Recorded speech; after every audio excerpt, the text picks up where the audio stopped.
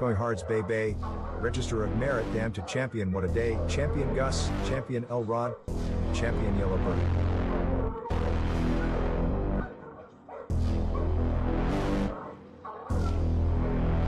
So pull up a seat, and let's talk dogs.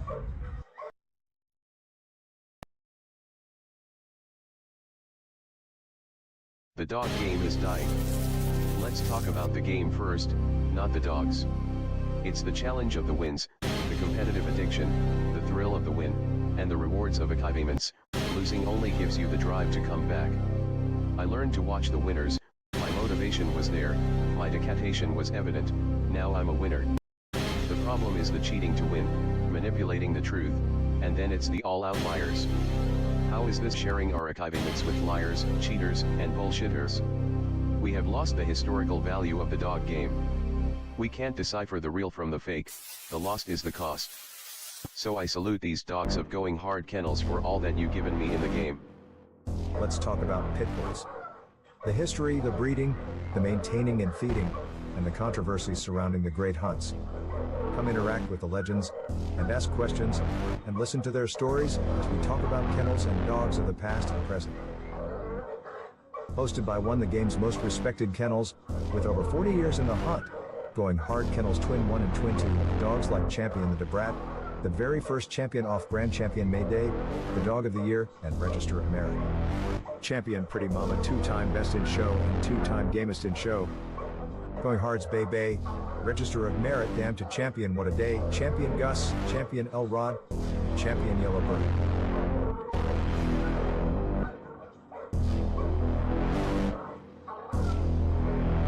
So pull up a seat, and let's talk dogs.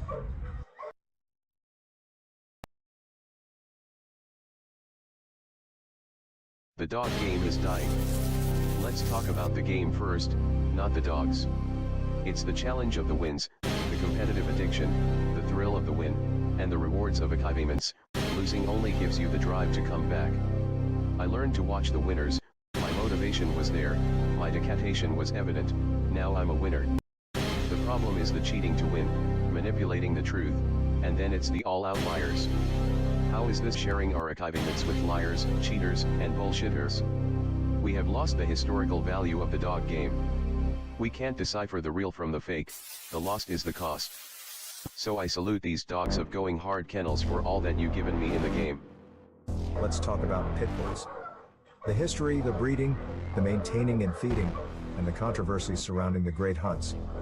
Come interact with the legends, and ask questions, and listen to their stories as we talk about kennels and dogs of the past and present. Hosted by one of the game's most respected kennels, with over 40 years in the hunt, Going Hard Kennels Twin 1 and Twin 2, dogs like Champion the Debrat, the very first champion off Grand Champion May Day, the Dog of the Year, and Register of Merit. Champion Pretty Mama, 2-time Best in Show and 2-time Gamest in Show. Going Hard's Bay Bay, Register of Merit, Damn to Champion What a Day, Champion Gus, Champion Elrod, Champion Yellowbird.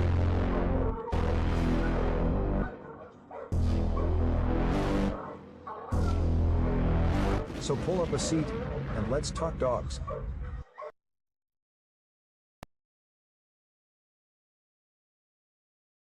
The dog game is dying. Let's talk about the game first, not the dogs. It's the challenge of the wins, the competitive addiction, the thrill of the win, and the rewards of achievements. Losing only gives you the drive to come back. I learned to watch the winners, my motivation was there, my dedication was evident, now I'm a winner. The problem is the cheating to win, manipulating the truth, and then it's the all-out liars. How is this sharing our achievements with liars, cheaters, and bullshitters? We have lost the historical value of the dog game. We can't decipher the real from the fake, the lost is the cost. So I salute these dogs of going hard kennels for all that you've given me in the game. Let's talk about pit bulls. The history, the breeding, the maintaining and feeding, and the controversies surrounding the great hunts. Come interact with the legends, and ask questions, and listen to their stories as we talk about kennels and dogs of the past and present. Hosted by one of the game's most respected kennels, with over 40 years in the hunt, Going Hard Kennels Twin 1 and Twin 2, dogs like Champion the Debrat, the very first champion off Grand Champion May Day, the Dog of the Year, and Register of Merit. Champion Pretty Mama, two-time Best in Show and two-time Gamest in Show. Going Hard's Bay Bay, Register of Merit, Damn to Champion What a Day, Champion Gus, Champion Elrod, Champion Yellowbird.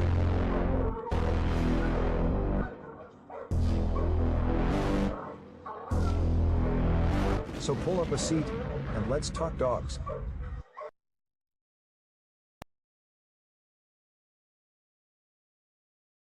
The dog game is dying. Let's talk about the game first, not the dogs. It's the challenge of the wins, the competitive addiction, the thrill of the win, and the rewards of achievements. Losing only gives you the drive to come back. I learned to watch the winners, my motivation was there, my dedication was evident, now I'm a winner. The problem is the cheating to win, manipulating the truth, and then it's the all-out liars. How is this sharing our achievements with liars, cheaters, and bullshitters? We have lost the historical value of the dog game. We can't decipher the real from the fake, the lost is the cost. So I salute these dogs of going hard kennels for all that you've given me in the game. Let's talk about pit bulls. The history, the breeding, the maintaining and feeding, and the controversies surrounding the great hunts. Come interact with the legends, and ask questions, and listen to their stories as we talk about kennels and dogs of the past and present. Hosted by one of the game's most respected kennels, with over 40 years in the hunt, going hard kennels Twin 1 and Twin 2, dogs like Champion the Debrat, the very first champion off Grand Champion May Day, the Dog of the Year, and Register of Merit. Champion Pretty Mama, two-time Best in Show and two-time Gamest in Show. Going Hard's Bay Bay, Register of Merit, Damn to Champion What a Day, Champion Gus, Champion Elrod, Champion Yellowbird.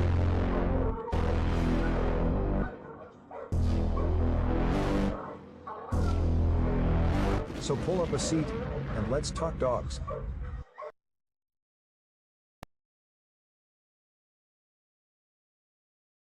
The dog game is dying. Let's talk about the game first, not the dogs. It's the challenge of the wins, the competitive addiction, the thrill of the win, and the rewards of achievements. Losing only gives you the drive to come back. I learned to watch the winners, my motivation was there, my dedication was evident, now I'm a winner. The problem is the cheating to win, manipulating the truth, and then it's the all-out liars. How is this sharing our achievements with liars, cheaters, and bullshitters? We have lost the historical value of the dog game. We can't decipher the real from the fake, the lost is the cost. So I salute these dogs of going hard kennels for all that you've given me in the game. Let's talk about pit bulls. The history, the breeding, the maintaining and feeding, and the controversies surrounding the great hunts. Come interact with the legends, and ask questions, and listen to their stories as we talk about kennels and dogs of the past and present. Hosted by one of the game's most respected kennels, with over 40 years in the hunt, going hard kennels Twin 1 and Twin 2, dogs like Champion the Debrat, the very first champion off Grand Champion May Day, the Dog of the Year, and Register of Merit. Champion Pretty Mama, two-time Best in Show and two-time Gamest in Show. Going Hard's Bay Bay, Register of Merit, Damn to Champion What a Day, Champion Gus, Champion Elrod, Champion Yellowbird.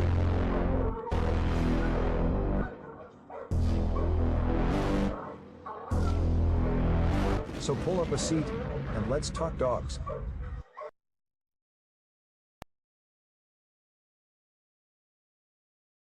The dog game is dying. Let's talk about the game first, not the dogs. It's the challenge of the wins, the competitive addiction, the thrill of the win, and the rewards of achievements. Losing only gives you the drive to come back.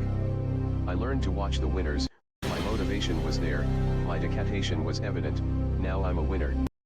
The problem is the cheating to win, manipulating the truth, and then it's the all-out liars. How is this sharing our achievements with liars, cheaters, and bullshitters? We have lost the historical value of the dog game.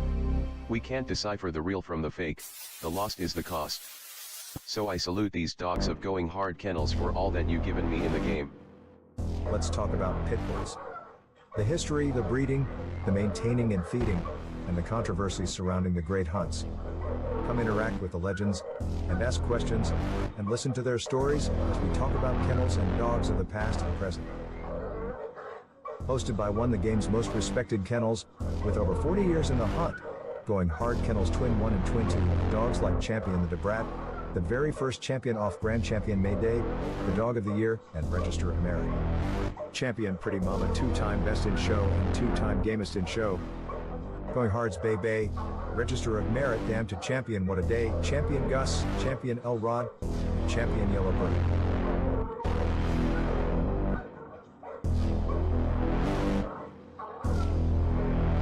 So pull up a seat, and let's talk dogs.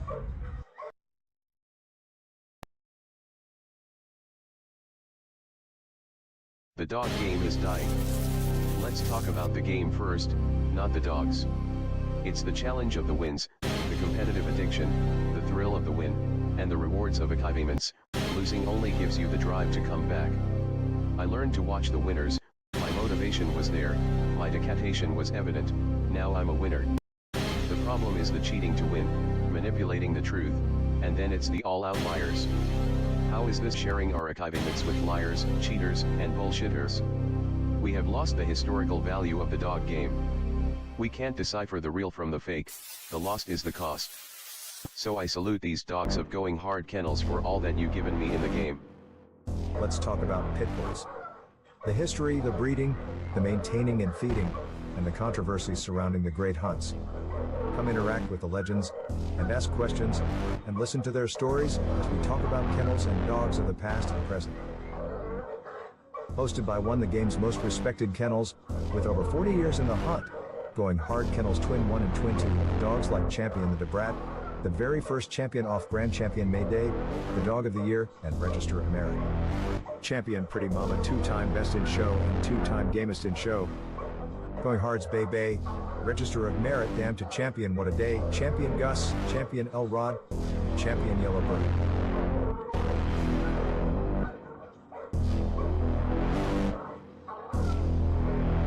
So pull up a seat, and let's talk dogs.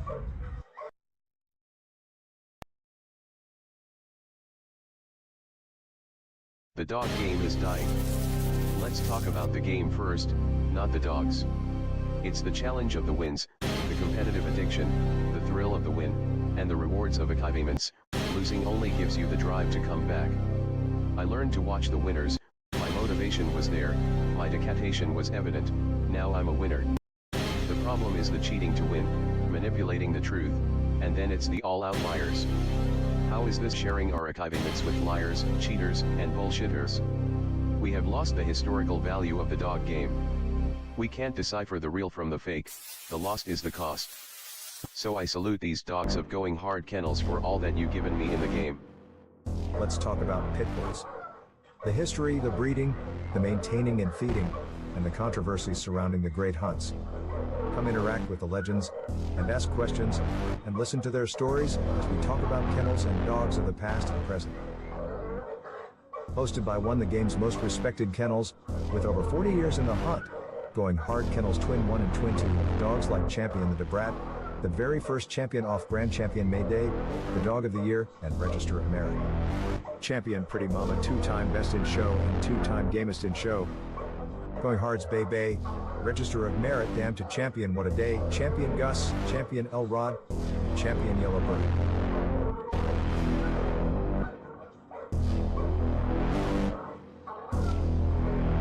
So pull up a seat, and let's talk dogs.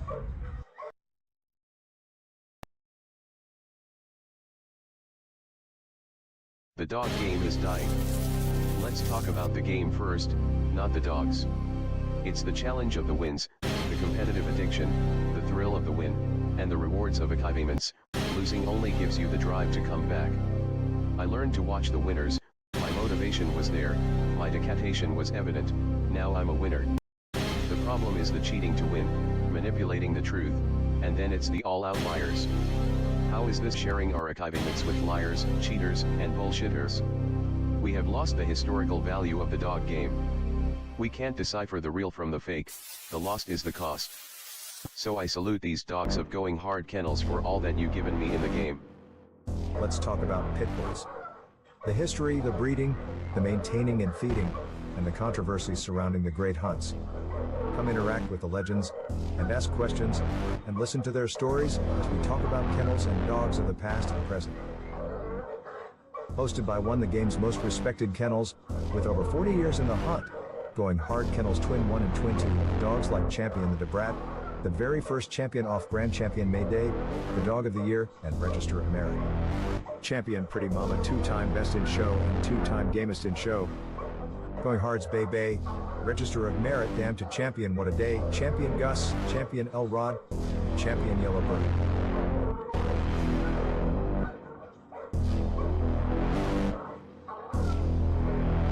So pull up a seat, and let's talk dogs.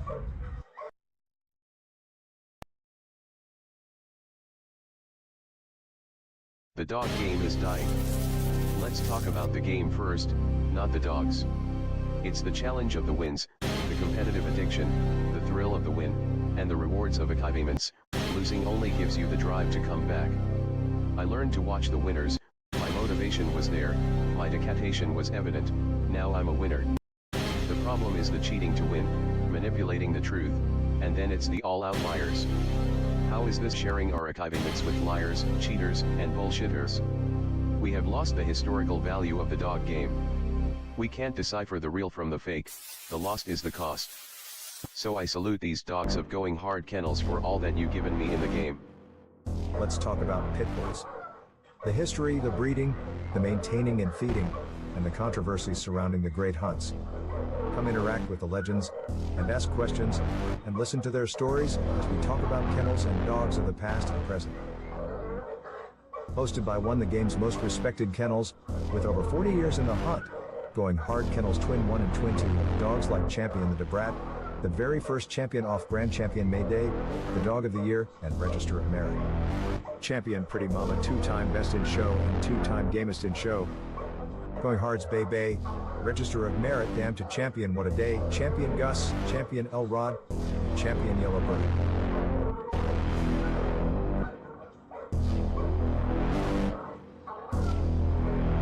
So pull up a seat, and let's talk dogs.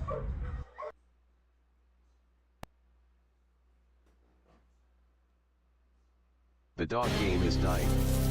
Let's talk about the game first, not the dogs. It's the challenge of the wins, the competitive addiction, the thrill of the win, and the rewards of achievements. Losing only gives you the drive to come back. I learned to watch the winners, my motivation was there, my dedication was evident, now I'm a winner. The problem is the cheating to win, manipulating the truth, and then it's the all-out liars. How is this sharing our achievements with liars, cheaters, and bullshitters? We have lost the historical value of the dog game. We can't decipher the real from the fake, the lost is the cost. So I salute these dogs of going hard kennels for all that you've given me in the game. Let's talk about pit bulls. The history, the breeding, the maintaining and feeding, and the controversies surrounding the great hunts. Come interact with the legends, and ask questions, and listen to their stories as we talk about kennels and dogs of the past and present. What up? What up? What's up? That's right, y'all. It is Hot Mic Friday. Appreciate everybody for showing up tonight. Don't forget to hit the like button. Big shout out to everybody out there in the Shark Tank. Big shout out to all my people out there on the back street. Let me give my shout outs before I get started here. Big shout out to my man Will's Kennels Combine. What up, fam? To Georgia Boy in the house. I see you, fam. The incomparable Mr. Dickie Foster in the house. What up, fam? My man John Denbury in the house. What up, John? The one and only Mr. William Torres in the house. What up, fam?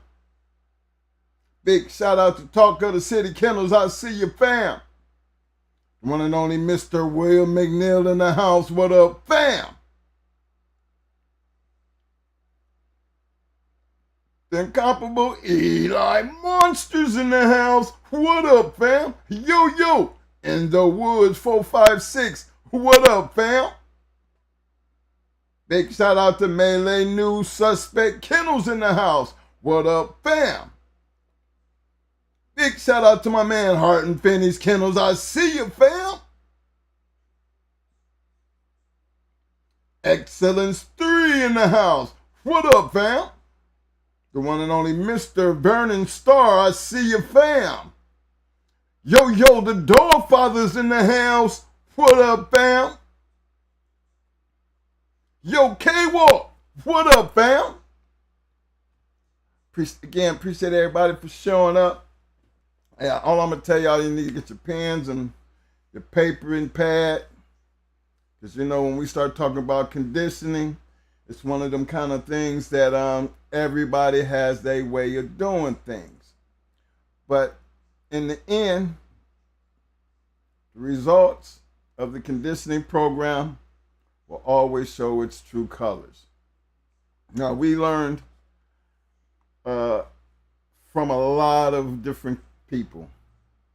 And we could just basically, you know, almost write a whole damn book on the bits and pieces that we got from some of the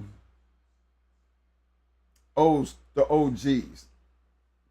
Even back in the day, you know, watching some of the Don Mayfield shit. Even got some shit from Don, some of the tricks of the trade. So there was always something that you could get from everybody and critique what worked for you. So that's why I say break out your pen and papers and shit, because Mo generally, you know, over a certain time period, he gives, you know, pretty much the whole keep. He don't get into detail, which he might get in a little bit, just a little bit more. Tonight, I'm not going to say how much of it he's really going to give up. But, you know, when you know something, he probably going to go over a lot of different things because he's trying to cover not just what we did, but the concept and how we got to the point to where we started doing what we do when it came down to putting a dog in shape. Him being a trainer has a whole lot to do with our conditioning program, because it becomes something that we have to be able to utilize in the box. So training was always a special part that you don't really hear us talk about much, but for people who ever seen this and knew us, they knew training was a big part of our conditioning program, because we could talk to our dogs. We could tell our dogs what we wanted them to do, where we wanted them to go, and then they would react. And believe it or not, a lot of people found that dog actually listening to what he's saying. And reality was yes, because they were trained, you know, to be able to do and still be under those extreme conditions and still be able to listen.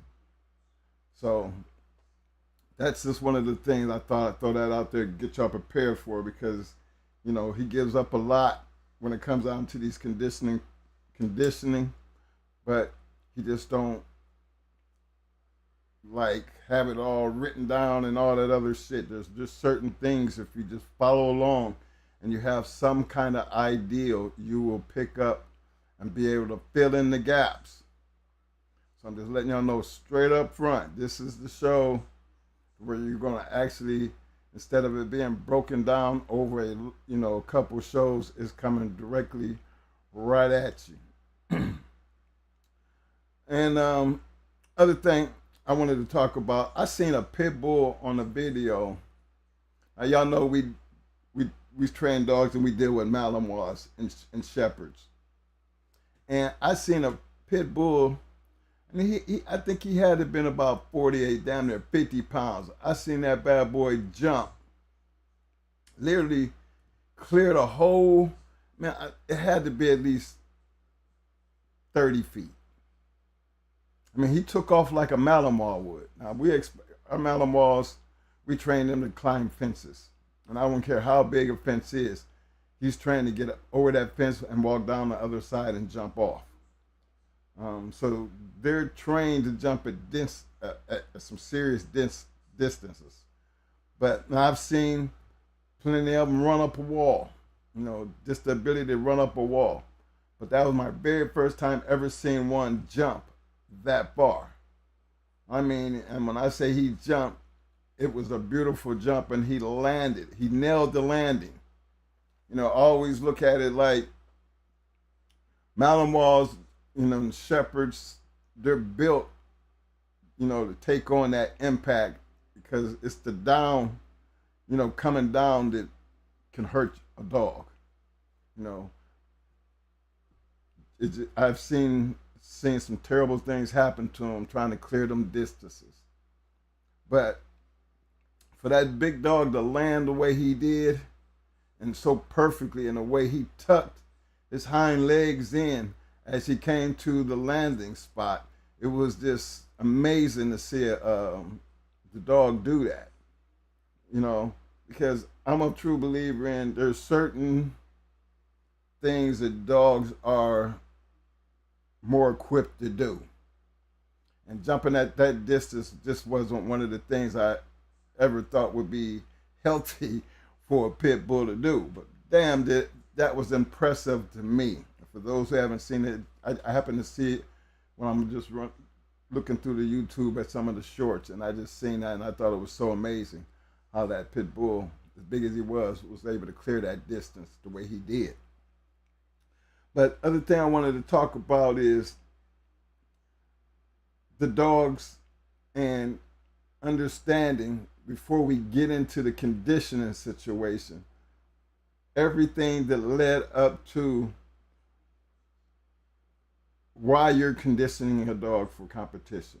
Now, competition can be wall climbing, weight pulling, all these things that comes with being competitive, even conformation.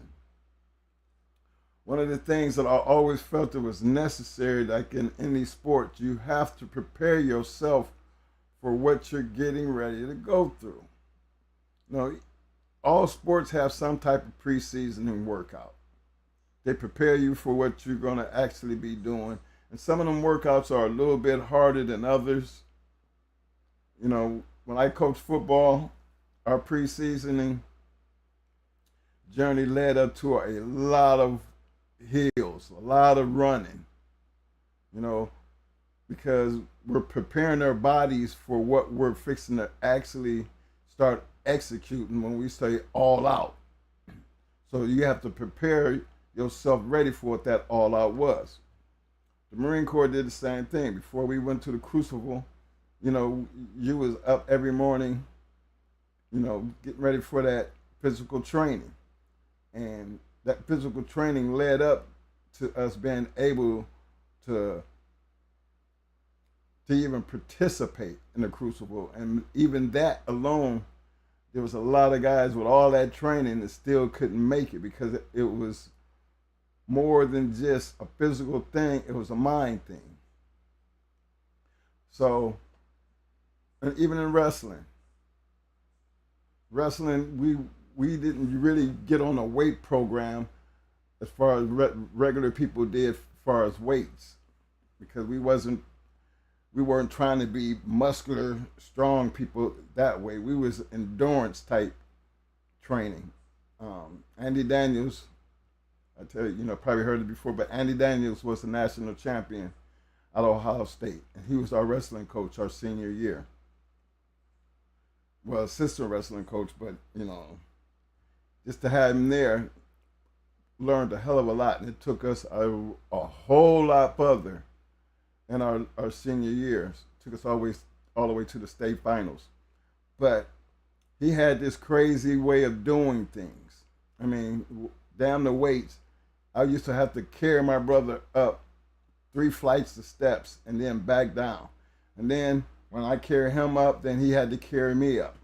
But then on the 5th day, we're moving up weight classes. So you had to, my brother was 98, I was 105.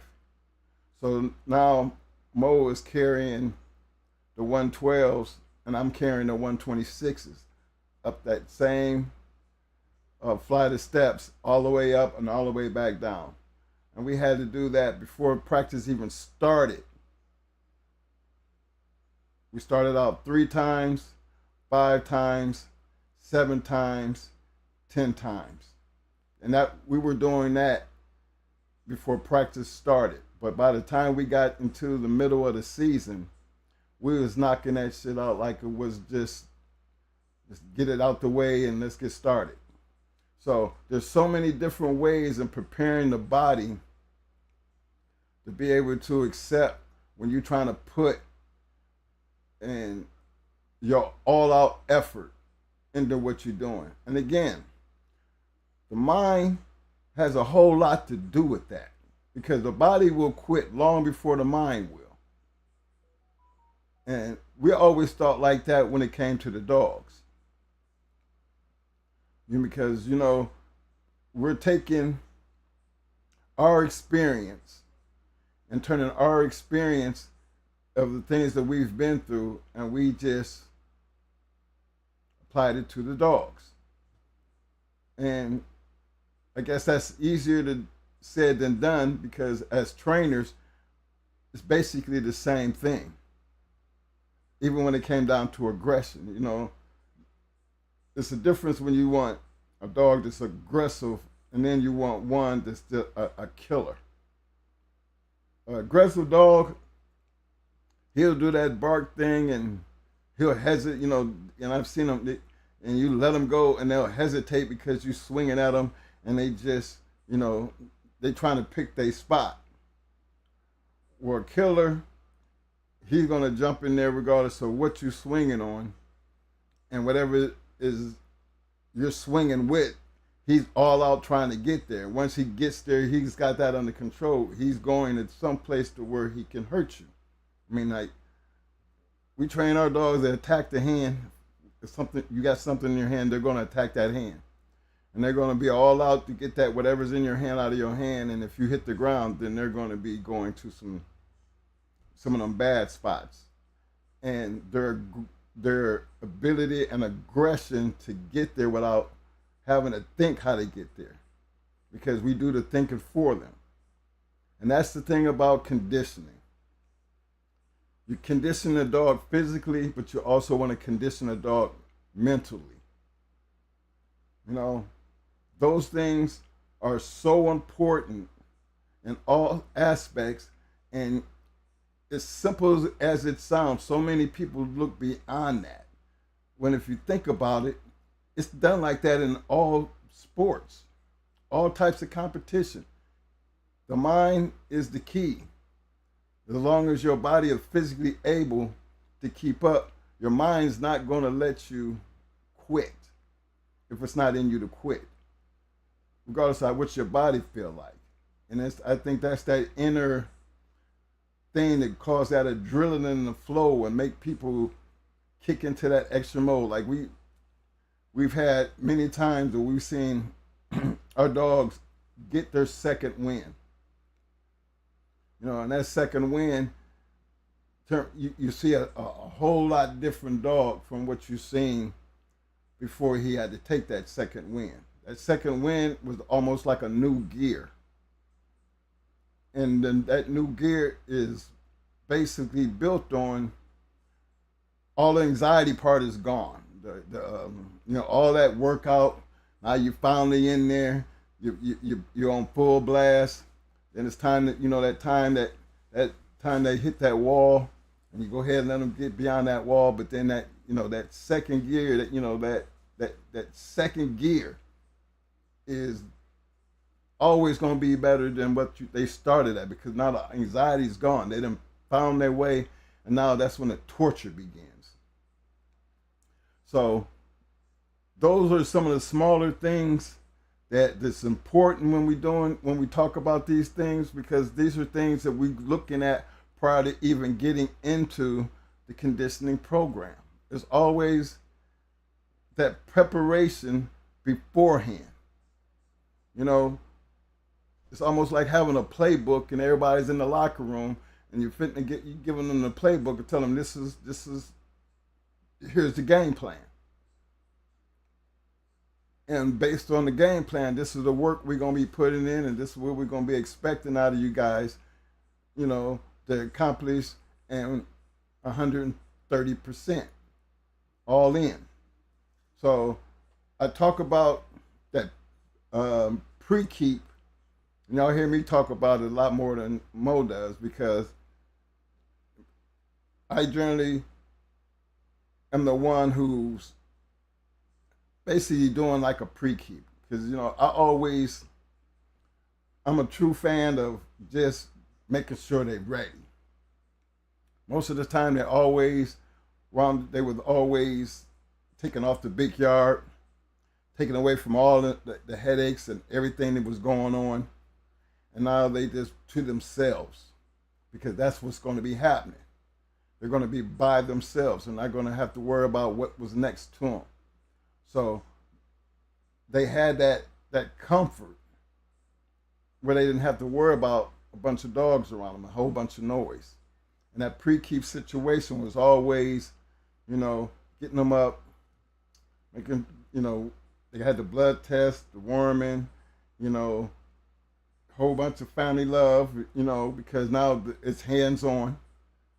Getting the tails to wagging, because now they getting up, taking their little walks every day. All the things to prepare them to get ready to go to what I call Mo's crucible.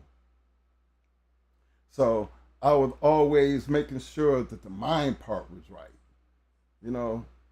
See, when they're on the yard, you go out on the yard, you can see how your dogs react. As soon as they see you, they up hyper, and they got one over there across them to feel like they getting, you're giving that one over there too much love, and now he at the end of his chain going nuts. But you take them away from that, you see a different dog, because now they have, all your attention. Everything that they do is all about them, and they know that. Because now that they see you, they're not barking, they're wagging their tail.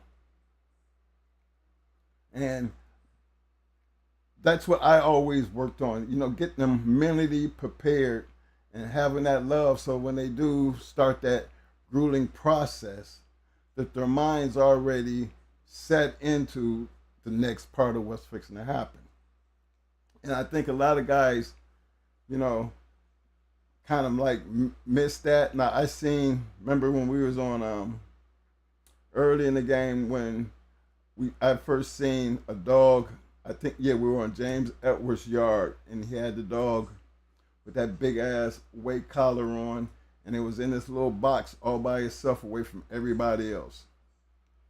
And always, and the dog looked like, he didn't look big as all the other dogs. But then that's when we kind of, we learned about this is what they look like, and this is what they get ready to do before they get matched, because that dog was fixing to be matched.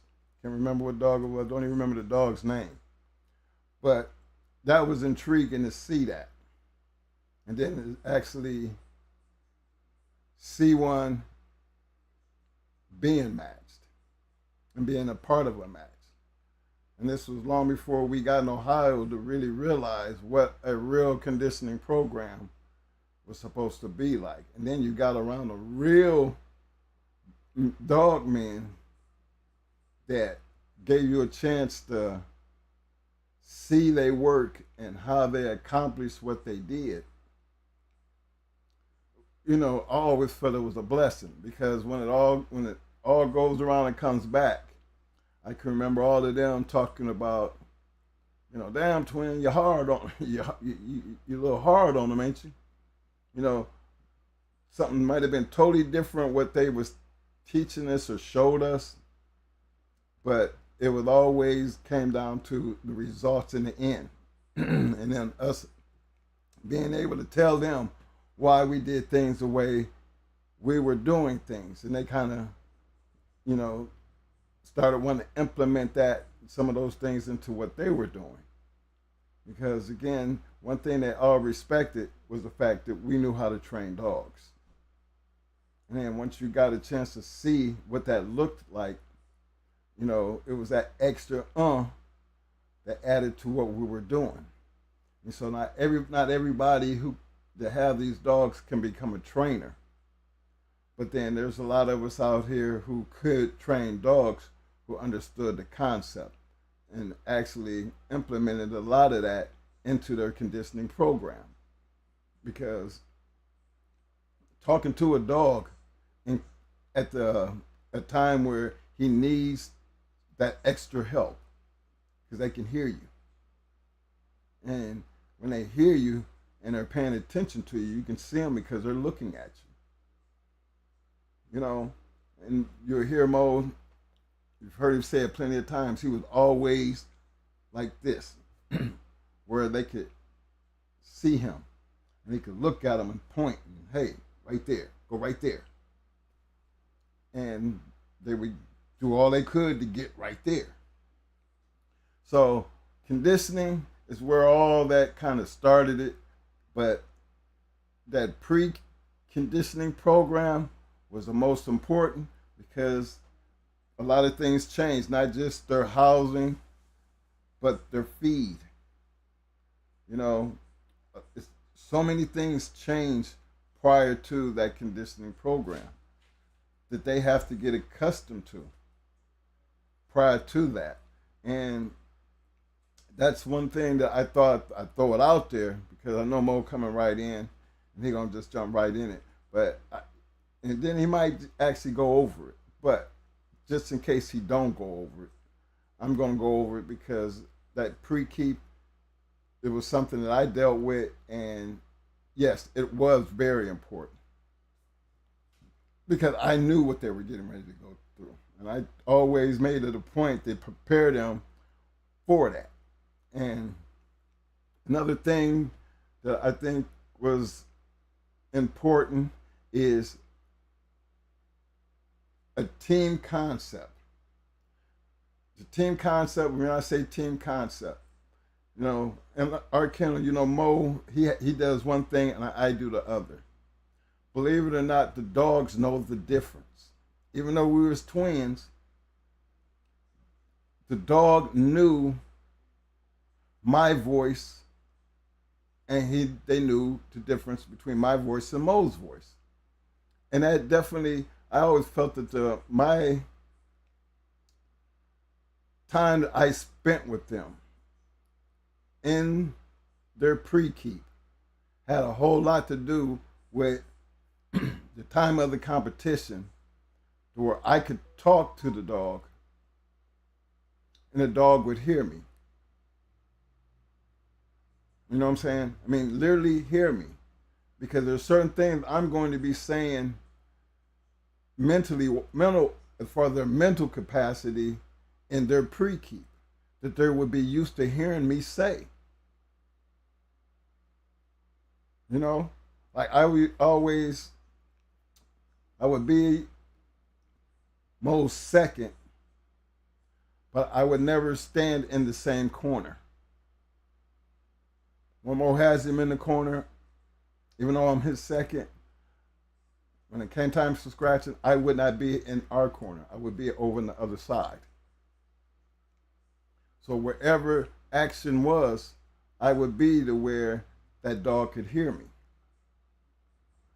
And the reason we did it that way, because that was the team. It wasn't just the dog. The other kennel had to be Mo, me, and the dog. And that's 3 against 2. The other man and his dog. And 9 times out of 10, they wasn't doing what we was doing. And that's that extra oomph that we always threw, that we knew everybody wasn't doing that. And when the time came, when we needed it, it did show up. So those are little secrets. Those are little tidbits that if you wouldn't know how they would work until you tried it. And for those who say, oh, it don't make a difference. Well, I don't know about everybody else, but compared to how many we won to what we lost, I wouldn't give it up for nothing in the world. There would be no reason to change because it worked. And that's what really mattered. That's what it was basically all about. And then you got to have a healthy dog in the first place to even try to do that kind of shit. You know, I've seen dogs that get sick in the middle of a keep. I've seen dogs who would get sick in the middle, right in the beginning of a pre-keep. Because when things start changing and things around them start changing, fees start changing, things will start changing when it came down to the dog. But then that's why we always made sure the blood count was right, no worms, antibiotics in the system. Making sure we dealing with a healthy dog. And because we're in a pre-keep situation, we have the time to fix any and everything prior to going into the crucible. When I said it crucible, you have to understand it is a very, very hard keep that our dogs go through. Very hard. And it starts day one because they've pretty much had sometimes 2-3 weeks preparing to go through that. Now, I just put, y'all seen that female and that male we had in the dog show, the digital dog shows. Them dogs were in pre-keep mode. If you see how their bodies were, that's a 3-week pre-keep. And that female and that male, neither one of them they never were on a treadmill. Their bodies look like that and never ever touched a treadmill. But that's what their bodies have to be looking like before they hit that meal. Before they hit that torture chamber that they're fixing to go through. They have to be physically prepared to do that. And that's what a dog looks like going into our keep mode. So just to give you an idea of what they look like prior to going into that. That's something you're going straight from an off the chain situation to straight into a pre-keep mode. You know what I'm saying?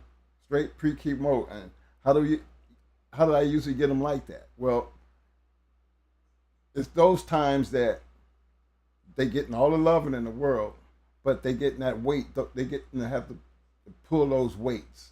The food's going to change. They're going to have rest. There's no running around having to pull the chain no more. Now you're getting up every morning. You're taking your long walks, and you're going back into the cage. And you're going to rest. Come back in the middle of the afternoon, guess what? They're going on another 3-mile walk. Come back in till the evening. Evening time come, they're going to be on the weights. Get on that weight. They're going to be spending an hour pulling, dragging the weights around. Just total dragging weights. Come back in, eat, and we'll start right all over the next morning. The final week prior to them going into the crucible is when I started doing a flirt pole. But I don't call it a flirt pole because actually my flirt pole is stationary. Well, Mo, he is a little bit different, but because of my condition, I can't, that pole hit my damn thing over there and it used to stop. But in the early parts of our conditioning program, prior to me having this, it was basically almost the same thing, but we didn't basically call it like a flirt pole. We used to have a rawhide on a spring, and it would just be from a spring down, and they could just go in and attack it. And remember, for us, they never left the ground. See, the spring would always had enough tension that it was always creating that resistance. So they just couldn't pull it. They would have to pull it out, and they would have to hold it and shake it and do all the other things because now they're fighting the hide. And you do that enough. Remember, in the same way, a journey started off 10 minutes, 20 minutes, and always doubled. And prior to Mo getting his hands on them, they were in a position where I could talk to them and they understood everything that was going on. If I tell them to shake, they knew when to shake. But that process prior to going into, Mo's crucible, they were able to maintain that for a whole hour and not slow down. And you got to remember now, you pulling, and you got a tension, and you got to keep doing that. And that was the purpose of the spring, to keep the tension and keeping them with their whole mouth on it. And it works out because, again, once they get it over there where he at, that hour ain't going to be shit. Remember them 3 miles that they was walking, 3 in the morning, 3 in the afternoon, 3 in the evening? That was broke up with rest. When they went into that keep mode, there was no rest. It's straight 10 miles. Straight. And even though he built up to that, it was fast. You know what I mean? It was fast. I mean, he started out, by the time he got done, he could do 10 miles in less than an hour and a half, maybe an hour 45. Maybe on full blast. So these are things that you have to pay attention to, because I'm giving you the jewels, the little intricacies to why we were able to do this. No, we didn't do all that in 6 and 8 weeks. We put 3 weeks, 2-3 weeks for preparation prior to getting into that. What's the first part for? Make sure you got a healthy dog, come prepare them as they pre-camp before they go into the real deal. And it paid off. I mean, again, it has always paid off, because by the time I got my, they go from my hands to Mo's hands, and you look at the female. Imagine what she would have looked like going through what he puts them through. That's a whole new monster. That's a whole new different looking dog by the time he get done. But it's full, straight, on go, and all power. And then their mind be right. So that's another thing that I always felt like, I don't know if enough people say it, but I'm going to say it just in case Mo don't go over it. But yeah, that pre-keep thing was something that, as you're seeing, what those dogs look like prior to us going into his, what I call the crucible. Because you got to be prepared. You just can't just come off the chain and go through that shit. And I know it, he knew it, and we've always known it. So that's something else that we try to keep you guys ahead of, instead of just picking it up from day one and think that it worked like that, because it really did not. Maybe for other people, but that's not the way it worked for us. We've always had a pre-keep, and our pre-keep always was a preparation thing.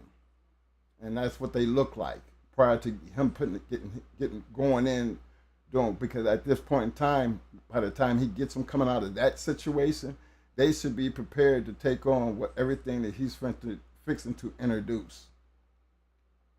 And it might be hard, but the thing is, you're supposed to be ready to deal with that, And every sport that I was ever in, and every sport I ever coached, I always felt like that. When it came down to the real deal, I always said, what I see on the practice field is what I expect to see in the game. So I'm always going to be looking for all out, full blown, whatever it took to get to do what you needed to do to perform your job at 150%. I wanted to see it not just one play, but every play. And so, yeah, we were always hard when it came down to that. But I mean, people who knew, we had winning teams. We had winning dogs. So success is something that it's taught and learned. You know what I'm saying? You got to have the right person teaching you. And you got to have the right person who's willing to learn. You know? So those are important little tidbits that, you know, is going to help you understand everything that's fixing to come after that. Because everything after that, to some people, might sound like, damn, it is no way. That shit sound crazy. Dog don't need all that. Well, it's easy to say that when you're just talking. But then when you got a history that says, yeah, they really wasn't nothing to be fucking with, you will understand, because that's what you had to deal with. That's just the bottom line. That's just not talking. We have results. And yes, you're right. We didn't have many that went over an hour. And I ain't never heard anybody ever say that Twin and them had shitty dogs. If you heard anybody say anything about Twin and them, say when they show up, you better have a goddamn bulldog. You better have a goddamn bulldog. And see, that wasn't just us talking. The dogs, they did the rest. They the ones in there taking care of business. All we do is prep them to take care of their business. So these are the things that we put out there that we've learned from a combination of people, taking a little bit from everybody.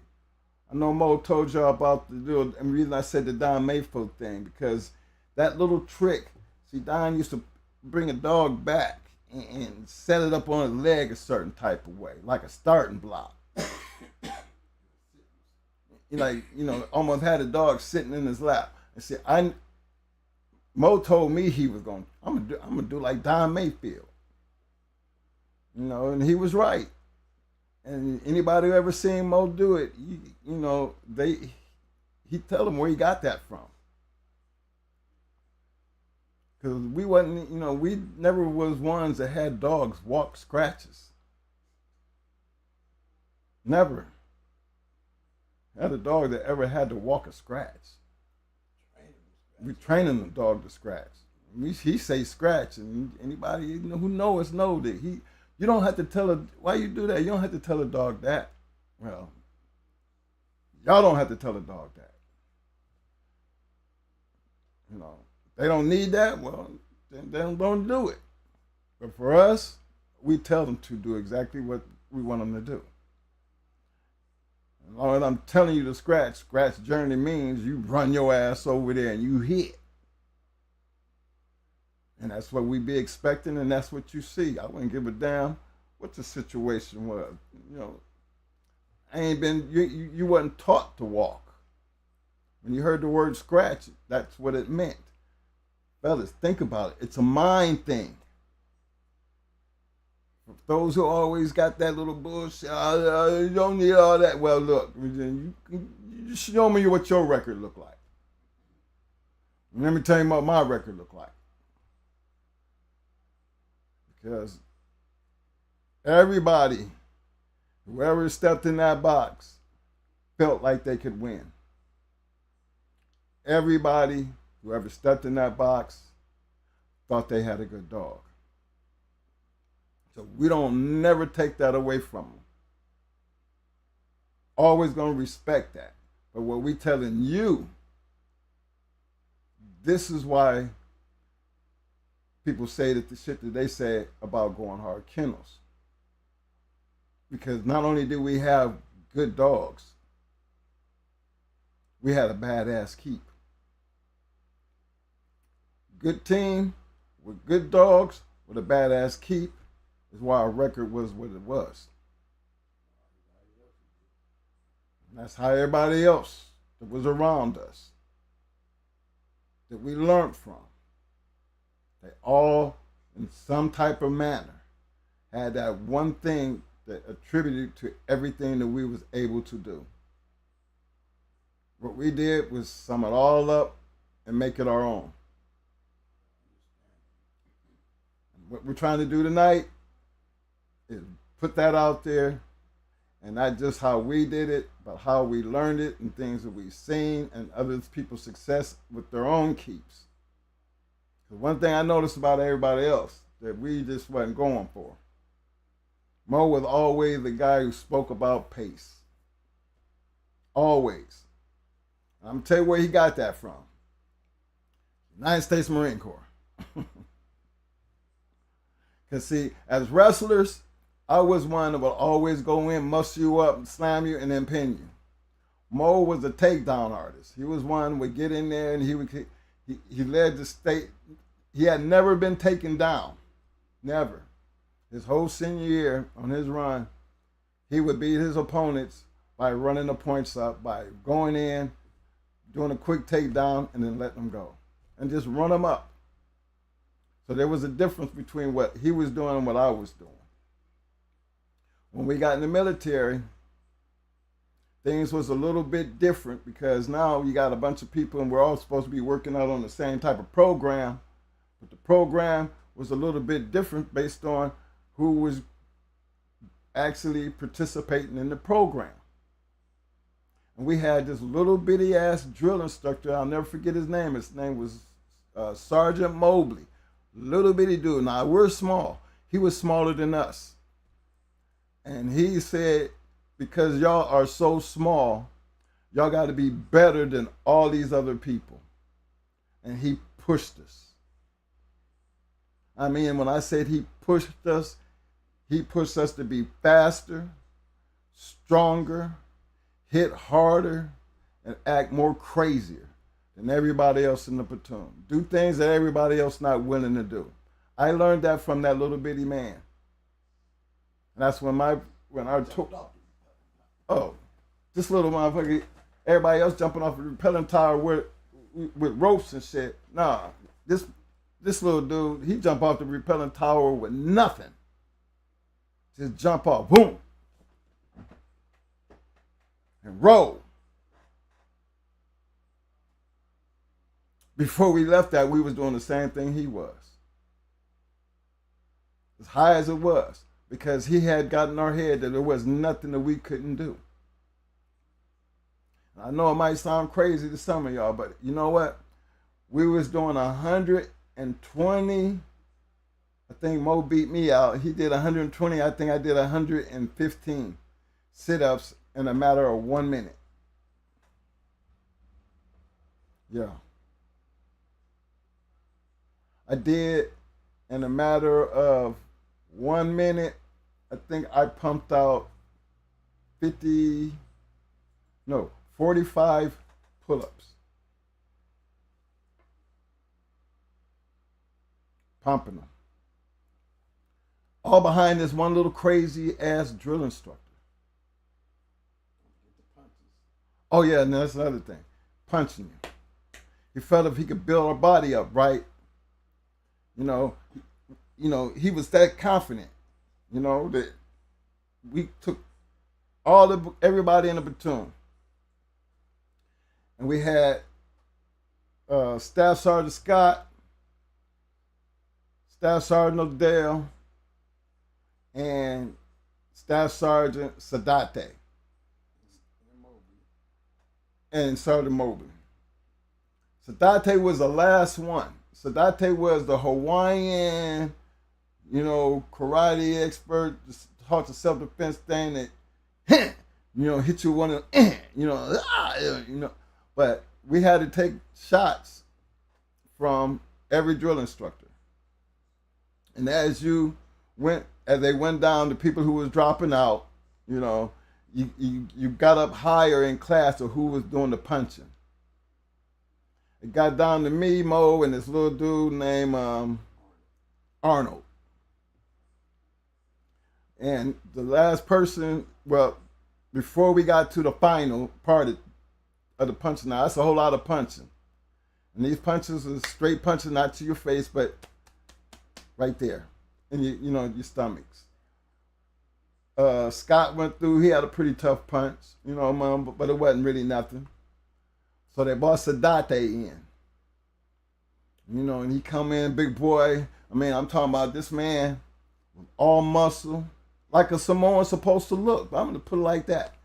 He was, what, you gonna take one of your shot, boy? You ready to take one of your shot, boy? And he do this whole thing, this move, and he didn't punch you like this. He hit you with this, and he drove it, all up in my shit. Now the first person that got knocked out the whole situation was Arnold. I think Arnold went out on the Scott shit. So that left me and Mo going against each other. I took my punch before Mo did.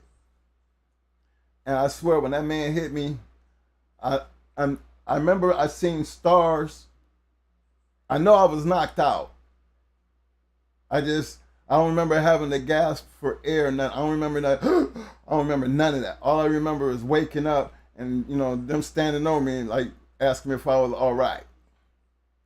I was like, yeah, I was all right. Did I take the punch? Yeah, you took the punch, but you fell out.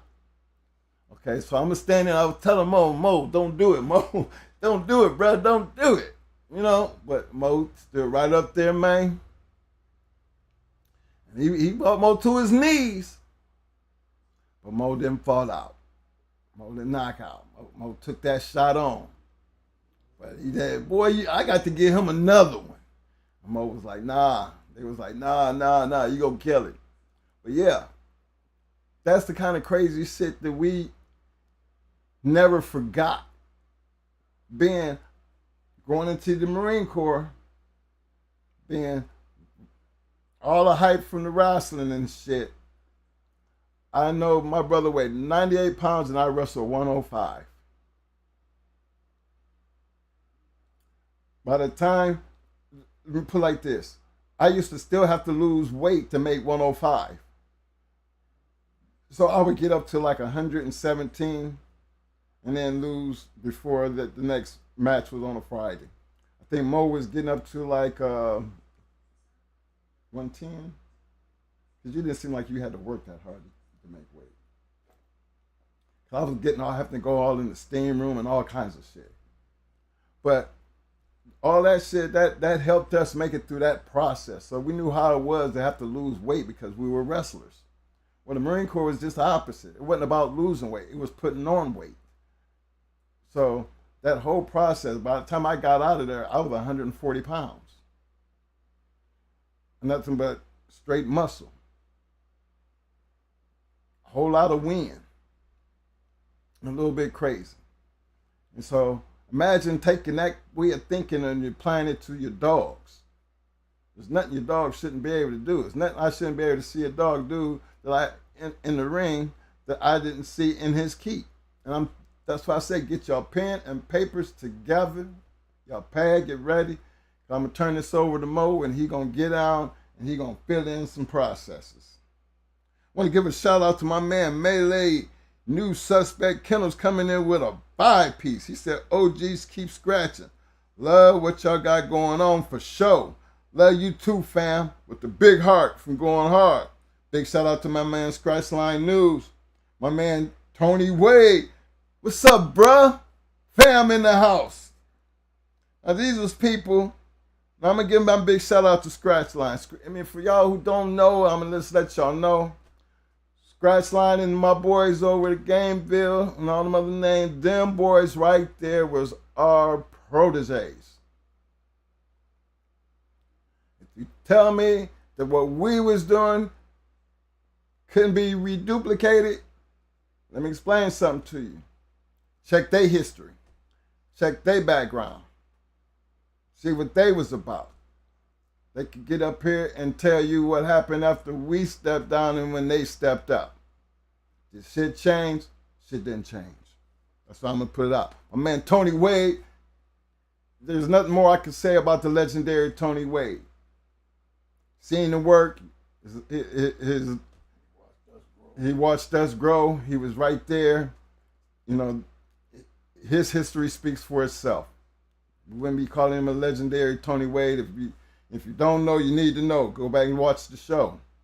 These was people here that had a big influence, who kind of was around when things was going down, had they champions and all that good shit, and they know what it felt like. So I'm glad them boys is in here showing the love. And trust me when I tell you, there's some legendary people, and I always tell you, there are some legendary people up in that Shark Tank. Y'all might, I don't know if y'all know them, but sometimes I be watching people talking shit, and I just know ain't no way in the hell you know who you talking to or what you talk about, because one damn thing I know about some of the people that I know that you talking to, you couldn't even stand in the shoes that they stand in. Especially if you had what they had. You wouldn't even know, because you just don't know who you're talking to. Not everybody's not trying to be like us. But my shout out to them, just to let them know, I don't put them on blast, but I know, and they know, I know. And I just like y'all to know, sometimes you got to be careful who you're talking to, because there's a lot of bad boys out there who's got a history that are legendary to me, and we definitely legendary to you if you knew who they were. And then you would really think about some of the conversations you'd be having with some of the people if you really realize who was really trying to have that conversation too. Be like, whoa, well, you way off base. That's why I'm saying don't pay to, sometimes it's just pay to sit back and learn and listen, because you never know who you really talking to. You never really know what they really done. Not everybody was out there like us, but these people that I'm talking about, I know they was out there like us. Y'all just don't know. So again, it's all about the circle. So on you, Mo.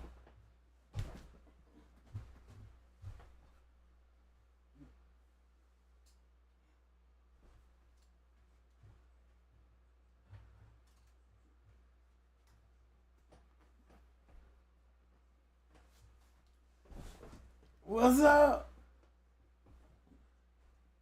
Thank y'all for coming out this Friday. No, I just said thank you for coming out this Friday. This shit is peaking over here, man. Okay, I just checked to make sure. See how the dude be? I can't even get in the chair. Get in the chair. Let me sit down. I was saying it, sitting down. What's up, everybody? I know today, it's gonna be a process, and I hope I get the input, because I'm gonna be asking a lot from the chat, because everybody has a way of thinking.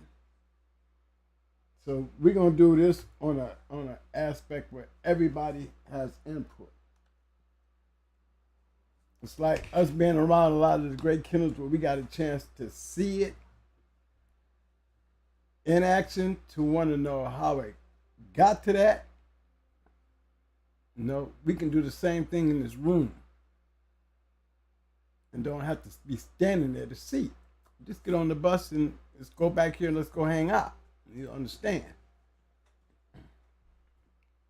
One of the first things that I figured out after being told, my concept of what I came out of North Carolina with when it came to matching dogs was something that was like prehistoric. Like, can't understand how this dude got good dogs and he really don't understand the game. Didn't even know how they was bred till James Pope actually got a hold of the papers and looked at them and actually broke it down to me and got me to understand, what I really had. And if I was going to do this on that level, this is the expectation based on what you've been seeing out of the dogs you got. You can mess them up by not knowing. You don't even know how they bred. You don't even know how to read your papers. That's some badass shit. That's why they act the way they act. Oh, okay. Then you got a hard class teaching us to keep after watching us do a blunder with judo. That was an indication that, I got an opportunity to see some different things that I didn't know. Now I'm learning, and I'm eager to learn. And, all it took was Ohio Cat to swing me up under the wing, and he took off because he's already out there. And him being out there, I got a chance to see the Legion of Doom, the Abrahams, McNasty, and now I'm in, because now they're seeing me. And my opportunity to get a chance to come back out there, using what I've learned by watching and being there, seeing the great matches and the great dogs that I was watching. Brought a whole new aspect to what I was doing. I know what you're supposed to do when you work a killer.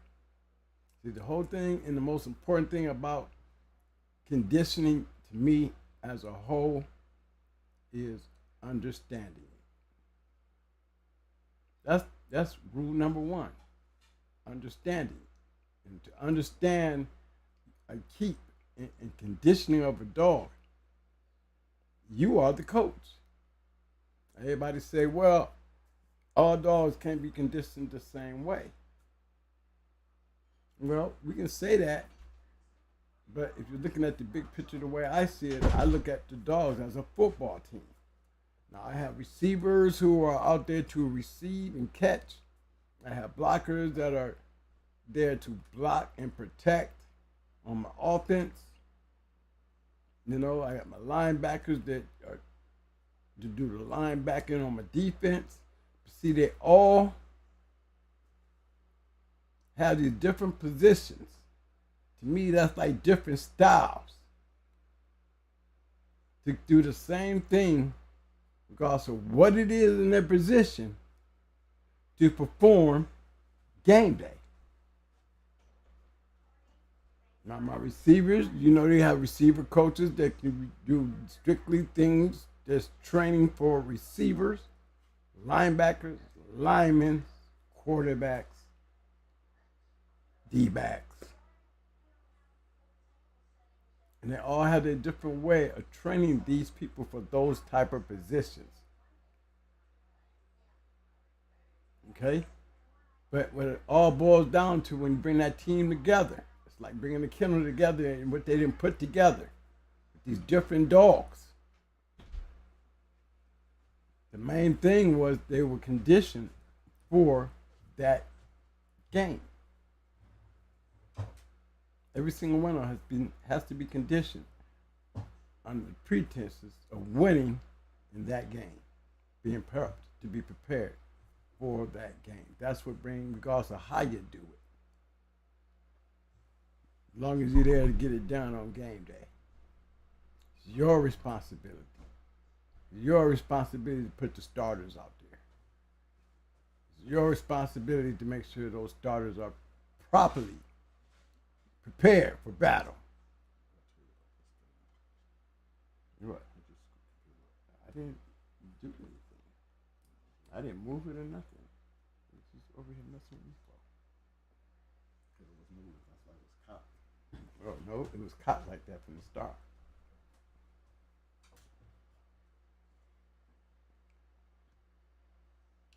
Okay. See what happens when he interferes and bugs me? This throws me all off. But let me see if I can get back to where I was. The main thing was, game day. Game day is the most important day. Everybody's there to prove their positions. And that's what it was like.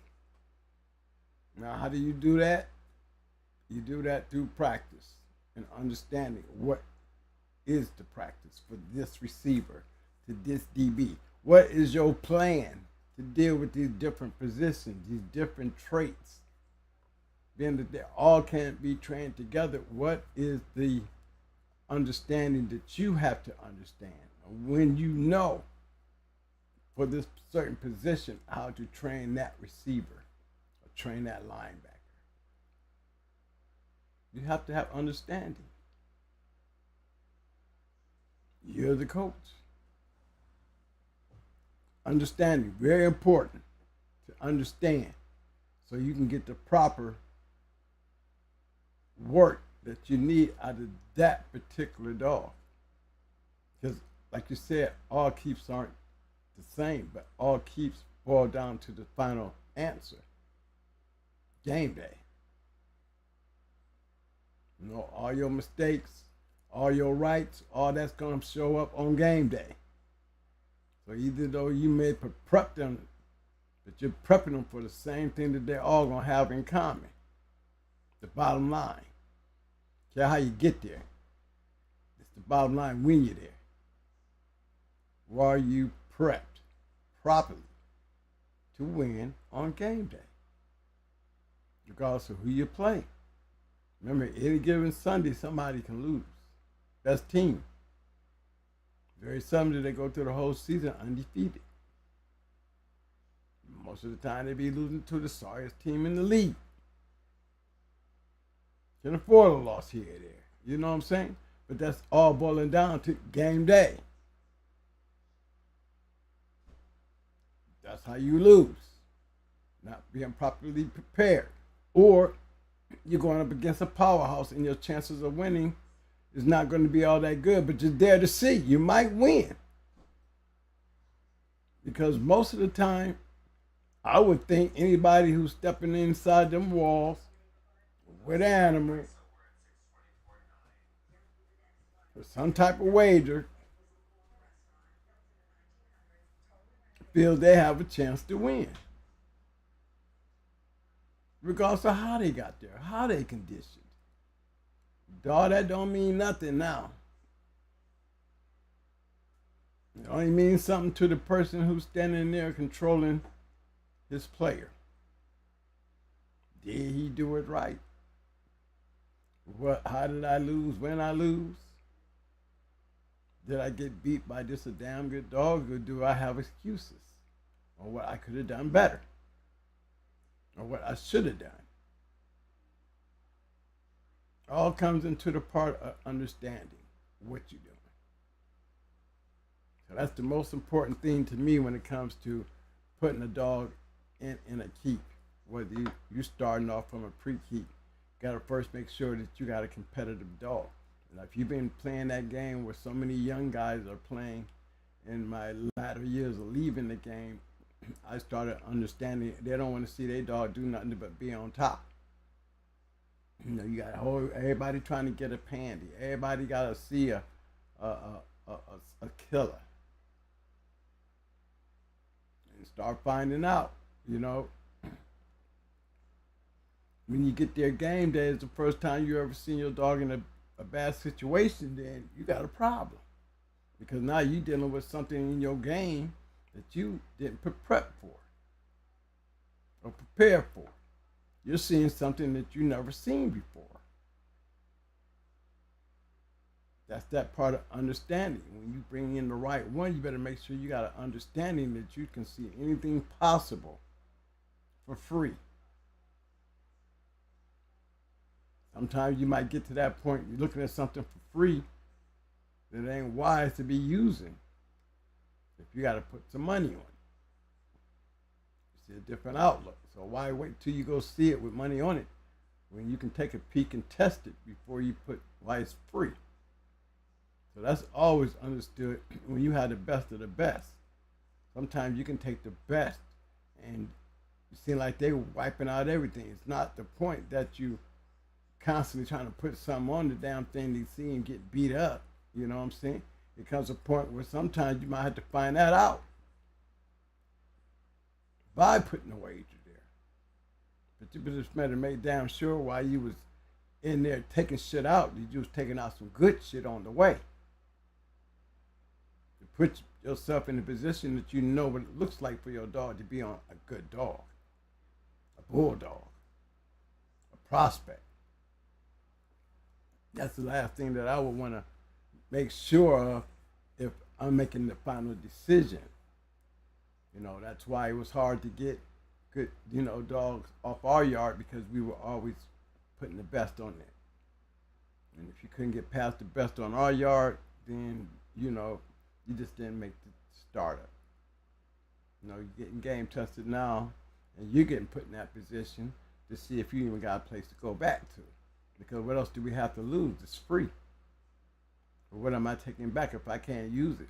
What's the purpose if I can't see how game it is to go back on my yard? You're down there now. I get a chance to see what I need to see for free. Might not never gonna get used on this yard. So when they make it back, they made it back because they were game and worthy enough to be there and continue being fed and me cleaning up their shit. Everybody else found new homes. Hopefully they went to homes where nobody abused them because there wasn't fighting dogs anymore. It shouldn't be used as fighting dogs anymore. It should have took the blood and took advantage of what they had, being it was definitely a game dog. Who would be that? You can take it on your own and see for yourself. Probably won't see no more than what I saw and why I didn't use them. But if you saw something different with some, I thought they did, you know what I'm saying? Then they did their thing. But just remember that. It's all the understanding. Why go buy a dog that's done his time in the box? And you want to take him just because he didn't done it. That's how some of these great champions lose when they're being sold to other people. We talked about that a lot. Has a lot to do with what? Understanding what you're doing. That keep in understanding that being that you want to do that, but you take the old dog and put him in somebody else's hand. It's not going to change anything, regardless of who is putting the keep on an old dog that's been done. Don't even know you just going into a new home somewhere he's been and done his time and then did his matches and won and all that stuff. It's easy to take him up to 5 years, and even at 5 years, depending on the wars that he's been in, it's not wise. I try a 4-year-old. It's been in some good ones. Could be a 4-time winner. It could be a 5-time winner. If I wanted to stick my name on a win, is that the purpose of why you bought him? Then you should have bought him when he was a little younger and didn't pick up those other 2 that he picked up making grand champion. Because why would I use a grand champion if I bought one? And why would I buy an old 4-time winner if he couldn't go get 5 with you? You see what I'm saying? So a lot of these things, when it comes down to conditioning a dog, these are things that we are already prepared with answers to prior to even going into such a detail considered as conditioning for a match or for whatever. But back here on my time, I'm speaking on, where I'm hanging out at. I'm talking about for a match. So, getting that part of the understanding part together, knowing that we got to have a good dog first. And what we consider a good dog in different people's eyes, you're the ones getting ready to put up the work in the wager. So it's on you now. What's your plan or what's your understanding with this plan? Remember I said we have different traits, different dogs. Understanding the dog that you're taking. What do you know about the dog that you're taking?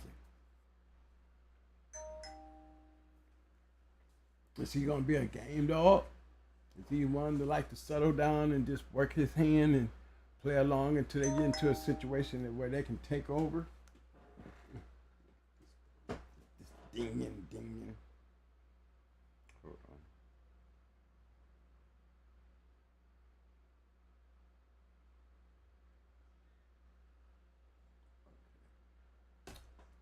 Wasn't nothing important, and as far as the different styles. You know what I mean? Do you hear guys say, well, my dog got a lot of mouth. That dog shows a lot of strength. Well, my dog, he shows like he's real smart. He'll work you down. You got those type of dogs that, remember, styles really do make a fight, but when you are going into the match game world, unless you know the dog you're going into, guess what? You don't know what style you're going into. Unless you done already did your homework and you kind of figure what you're going against, In the fast lane, we be on, there's 2-time winners out there you want to go into, there's a champion out there you want to go into. Basically kind of know a style, but it really don't matter because, and some great dog men who are true hunters, I'm talking about, they have those type of dogs that, they see your dog and they'll be like, I got this face dog that's perfect for his ass. And the next thing you know it, they hooked up. Now, one thing for damn sure, he's going to find out if he had that face dog for his ass. Because if he didn't, he's got a problem. But if he did, he's going to get a win. Regardless, that's how those great matches come together. That's how those grand champions run into each other. You got grand champions beating champions and on their way to becoming a grand champion, and then those two dogs come together. Those make great fights. Because that takes a lot to get there. And just to think, to even make it a great fight, both dogs are usually in great condition.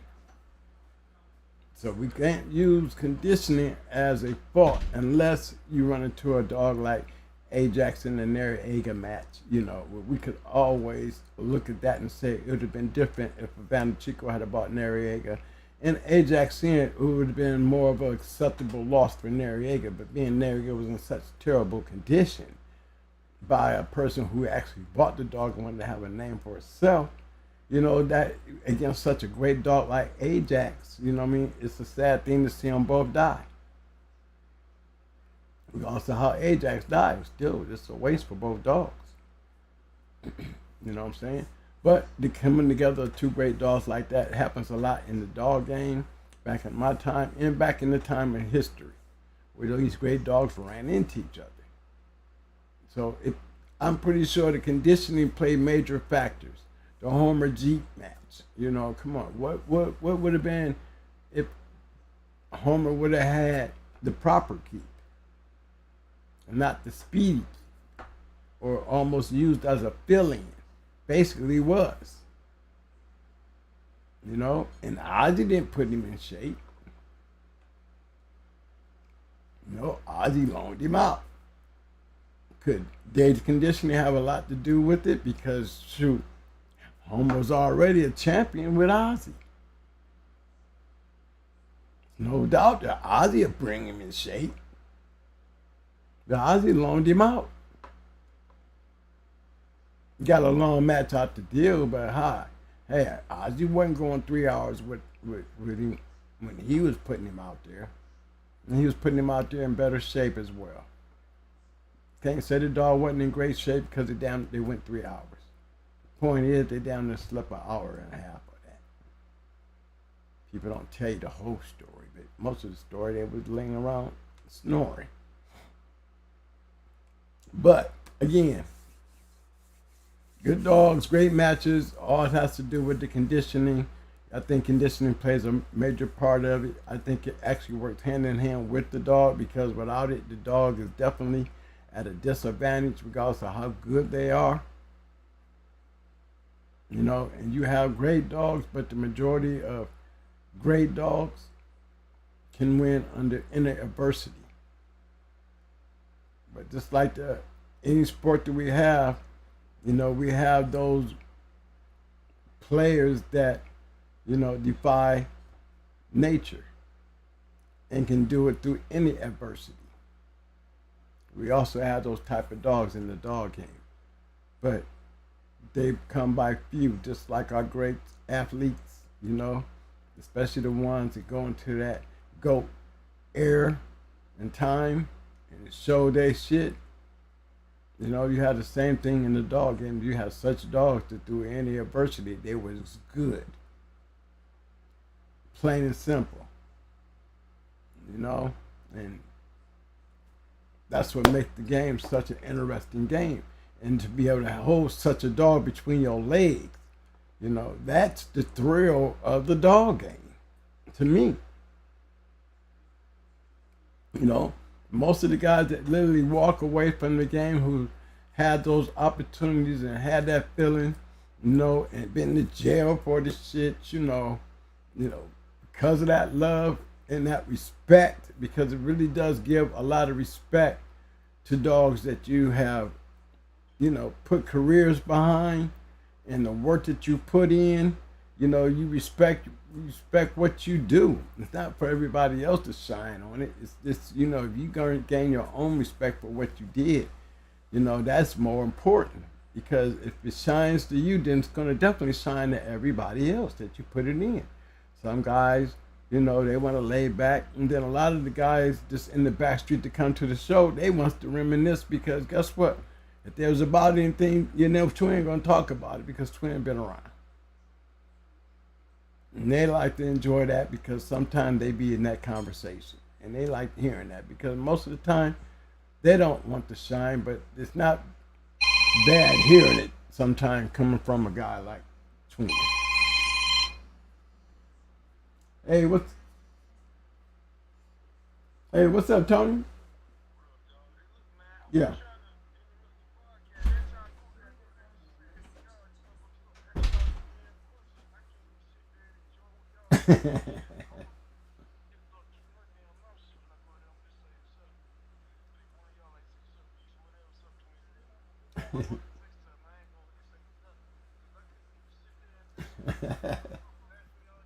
Tony.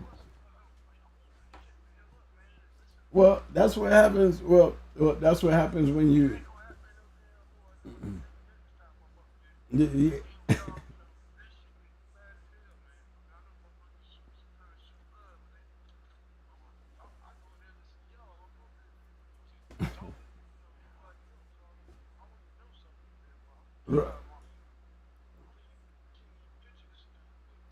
Hold on. Yeah, you give your mic. Tell me on the show. You know, I gotta keep going. I gotta keep going. All right. Now, let's start off with that square one on pre-key. All right. This will be my question to to the chat and getting some input in y'all shit. I'm gonna get me a pen and paper and I'm gonna start writing down and I'm gonna see if I ain't got no phone. I can't check the chats. I'm gonna get my phone or get on here where I can keep up with some of these chats and stuff and see if I can put some of these things down. We're gonna do it in a slow way because everybody, even the ones that might think they know, I just like to see us go through and get other opinions. And we'll start with the styles in the styles first. Because when you put a prospect together, you got an ideal. You're at that point now. You right there. Now you're right there where you need to be. That moment where it's match time. Time to put him out there. And the thing about that right there, when you do that, you be asking yourself, okay, what is it do I need to do with this one? Okay, does he got good ability? Yeah. Does he bite hard? Yeah. Is he game? The next question, is he game? You can't answer that question, then you don't put that in your repertoire as what you're looking for in your key. Really, because you can't make game a factor if you don't know if he game. And why don't you know if he game? Because he smashes everything I put on him. You know what I'm saying? That's the key.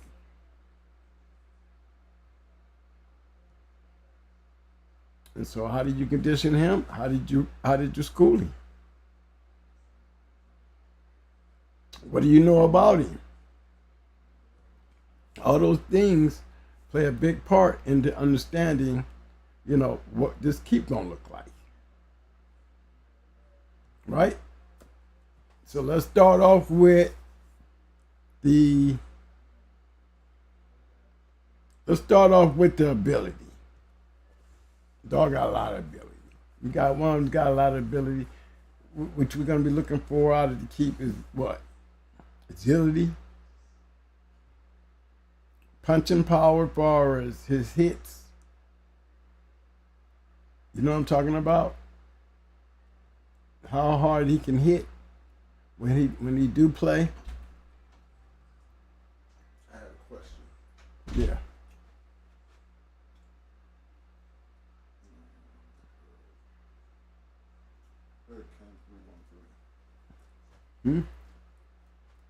Big shout out to my man Hurricane 313. He said, what to do if dog recovers slow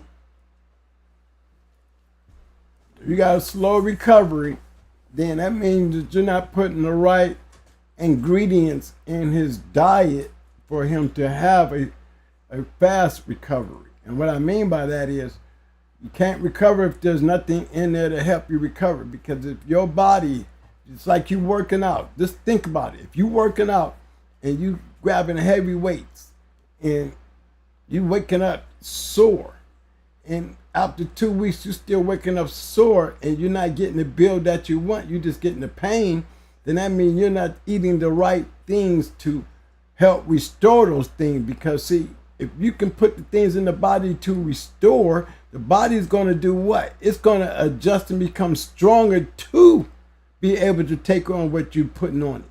But you got to give it something to repair with. That's where your problem is. You don't have the proper repair ingredients going into your dog for your dog to body to react to the stress that you put them under to increase, because that's what the body do. That's how we get big when we pumping weights. If we're not eating right, we're not going to get big. If we're not eating right, we're going to constantly feel sore because the body can't repair. If you're going to tear it up, you got to put stuff in it to repair it. Because the body will repair itself and make adjustments to that strength. That's how it increases. And when you're on, and this is where the steroids come in, because the steroids help to repair and the recovery even quicker at a faster rate with more to add. They're giving you a more of a advanced level. You know what I'm saying? Because it's enhancing your level of stress, because it can repair and build at a higher rate than doing it naturally.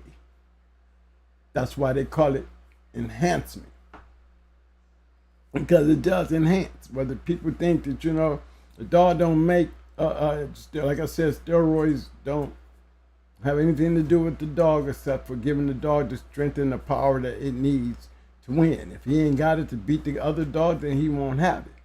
But then that's why it's not a matter in the real dog world.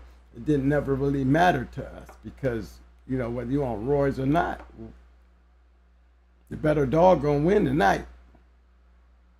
That's all that's gonna matter. If I won, you're gonna blame it on the roids. But if I lost, you're gonna blame it on the roids. Especially if you ain't on roids. You're gonna swear to God maybe you just had a better dog. You know what I'm saying? That's how that goes. And then for the ones who don't want to get a credit due where the dog wins and wants to put it on, he's on steroids. I mean, what the hell? So? Because you could have beat me. And said the same thing. He was on roids and I wasn't, and I beat him. So the roid thing is nothing more than what you want to use when it comes to talking about guys who wants to use it and know how to use it, and what it does when you use it. And the reason why you use it is because what it do when you use it. Because you will get enhancement, but you have to go there and get it.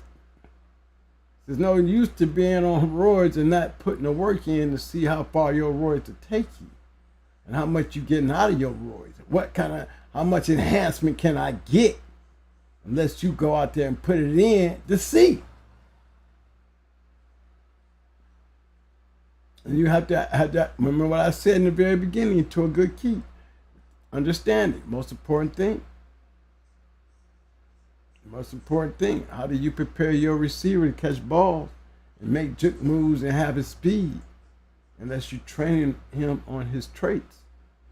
And if you're using roid, what can I do with these roids to enhance the training in his traits?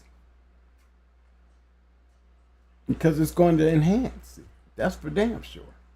If you know the level. And it takes understanding of what you're looking for and what you're getting. Still, back to that understanding. You're the coach. You see what I'm saying? You have some that don't want to they just go way crazy. I go way crazy. But I go way crazy for pace. See, I'm still looking for a good weight harness that won't scar my dogs up because I run with 15 pounds, 10 pounds on the harness, 10 pounds on the collar. I mean, 5 pounds on the collar, 15 pounds. That's on an average 40 pound, 42 pound dog, you know, and under. Even the small dogs in the 30s get that weight. You know what I'm saying? And it's like, you know, the harnesses that I use, because we do things at a pace, used to put scars on them. You know, cut them up under the armpit there, and if you had, you know, you had the one that strapped on the side right here, you know what I'm saying? It was before you got done and you stretching out, it's, you know, and who wants to run down the street or the sidewalk, or, you know, if you're in a city guy with a big ass chain running behind you, dragging down the street. No, you put a, you know, it's a lot more cleaner to have a weight harness on with a weight collar and be out there running. Remember, I'm working with receivers right now, and I need fast pace, speedy off the jump, you know, real quick in their moves and all that. I'm dealing with a pacemaker now.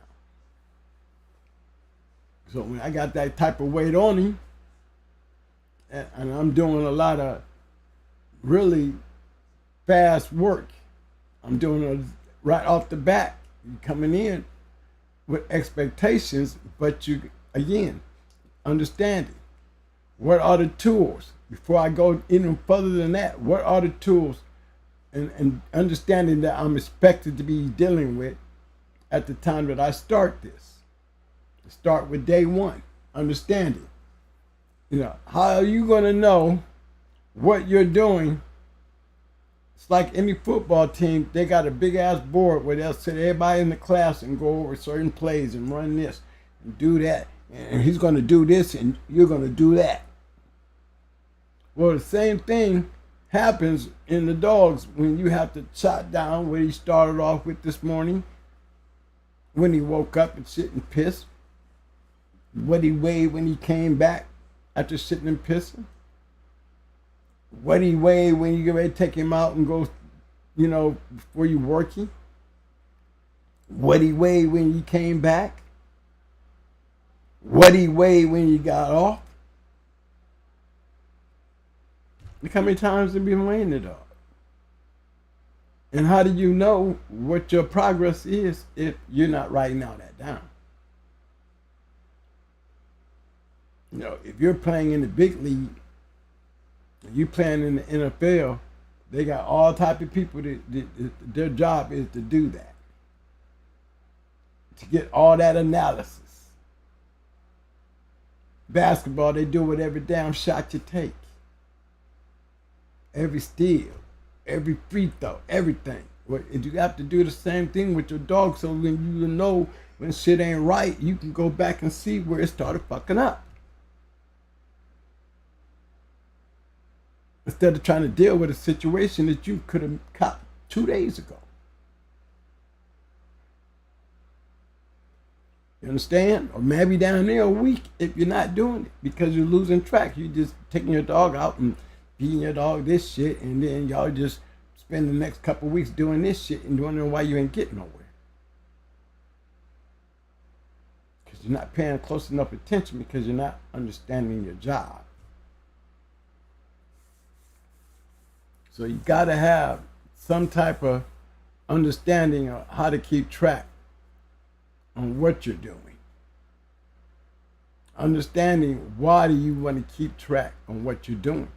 Because I don't want to be doing the same shit this week that I did last week and not see progress. And not still see, and still be able to see my dog in the same kind of condition. You know what I'm saying? Working up to where you're at that point in time from what you was doing last week. And understanding what you're looking for. Understanding what you're doing. Because you sure don't want to be in the same place, and you sure don't want to go compensating because of what the dog is giving you. If you start compensating for what the dog is giving you, something's wrong. And you have to understand that before you even get started. If something changes that you have to adjust to that dog, then you're missing something. Because you're the coach. You're supposed to know when you started this thing off what kind of progress you're supposed to get. You're not supposed to fall off that progress because you know what you're doing. You know you're making sure that this dog is able to do it because you're giving them the right shit. You're doing the right thing. It was your plan before you even got started. So how do you track it if you ain't paying attention to it precisely? And we're talking about preparing for war. When you're talking about winning, you better be acting like anybody else doing it in the professional world, because those that do it professionally, this is what you're running into. You know what I'm saying? We're supposed to check off every mark game day. 9 times out of 10, if one of those marks is not checked off, you lose. And don't be nobody's fault but yours, because you know you didn't check all your boxes. You know there was a box on there you did not check because it was not there to check. And this is why you lost. Accept that. For those who understand those kind of mistakes, I do. I have. Those kind of mistakes cost. And they do end up to be losses. Bottom line, whether you picking up game, you have to pick up game when you got a dog that can win. Because you checked off all those boxes but the one, and you did it anyway. And this is the outcome. And this is what happens. You know, and it's all part of your playbook. All in your understanding. Remember, it's all about the understanding. We're talking about the traits and what we're going to be setting up for just the receiver. And like the question was asked, you know, why can't my dog get it, enhancement out of his work? Because he doesn't have enough in his diet to help him. Diet plays everything to do this. This is part of the most important thing that you must understand before you even start the work. This is what the pre-keep is supposed to take care of. It's supposed to get your understanding on what you're doing during the pre-keep and bring your dog down into an area that his body is down there ready for that type of work. And you should be able to make all those adjustments in those 4 weeks that you have based on a 12-week keep. Because you need 12 weeks if you're going to bring him right off the chain. You want to use that 4 weeks prepping him for the 8 weeks. Everything is supposed to be taken care of. You're supposed to understand everything you're doing, getting all the right shit that you need, and putting it into that dog for 4 weeks of work. And you can do that. You can have your dog ready. You can have your dog in the proper place of where he needs to be to go through a keep, and don't worry about his weight if you called it right. Because me, I don't want to be spending a whole lot of time worrying about breaking my dog's weight down. When I want to see my dog do a whole lot of work 1 to 2 pounds over his weight. And putting him through that work, because his weight is what I'm working on. I'm trying to get him down there and build his body to that weight. I'm putting as much as I can in that weight. Some guys put their dogs down to the lowest weight. I don't. I take a weight that you call too big and strip him down, and he still look like he a small dog at that weight. You know, he'd be at that weight. He still looks pulled in. Because there's not a lot of fat there and we're not covering up. He probably could have go at 39. But at 41, it looked like he's ripped. He'll look like a 39, but he'll be a 41 ripped because he pulls so tight. Lord, he'll never make 39 the way he looked tonight. Yes, he can. It's just what we did in that 41 pounds that we're working with. That's the key. We're going to fill all those gaps in and make them strong as shit. Take as much as we can out of that and leave all that. And how are we going to make them strong if I'm dealing with a receiver? We're doing a lot of strength work with pace. Not a lot of walking going on because I don't want him to get bulky. I want him to be able to run. I want him to be able to dart. And I want him to be able to maintain that with the problem of carrying weights. Make his body get used to that stressful work with weights. Let him build on that. He's going to get tired quick, ain't he? He's going to be sore definitely when the weights come off of him. Because he's going to be burning just like humans burn when you start working them with them weights. And the muscles getting sore. But what are you doing about him? Are you feeding him properly? Just suppose you're feeding him properly. Guess what? Guess what? As you increase this thing on a slow pace, but at a pace that you're watching what you're doing, guess what you're not going to see? You're not going to see him fall off. Because if you're doing it without pressing, because you're not in the position to start pressing, you're slowly building into that position of stretching and pressing. And if you know and understand that, and you're handling that as you're growing and paying attention and keeping record of what you're doing, you won't see that moment in the beginning that so many guys start complaining about because they're looking for something to happen too fast. You understand what I'm saying? I want the body to get used to carrying that 15 pounds. I want that body to get used to carrying that 15 pounds. If we got to go 12, 13 miles, we're going to get there by the time it's over with. If we're going to get there at a pace, we're not going to walk that 12 miles, that's for damn sure. We're going to run that motherfucker. We're going to gallop it. We're going to trot. But we're going to be no slower than a damn trotter.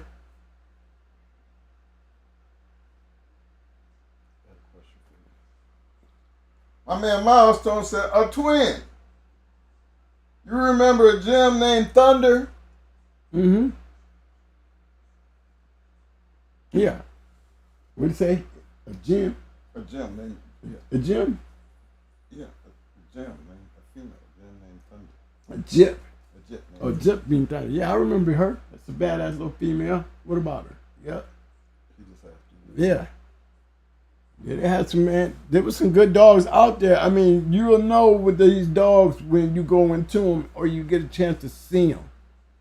You know, I always told, you know, one of my friends, I hope I'm getting him on here one day, you know, Street Life, you know, he was so geeked up when he got in the game.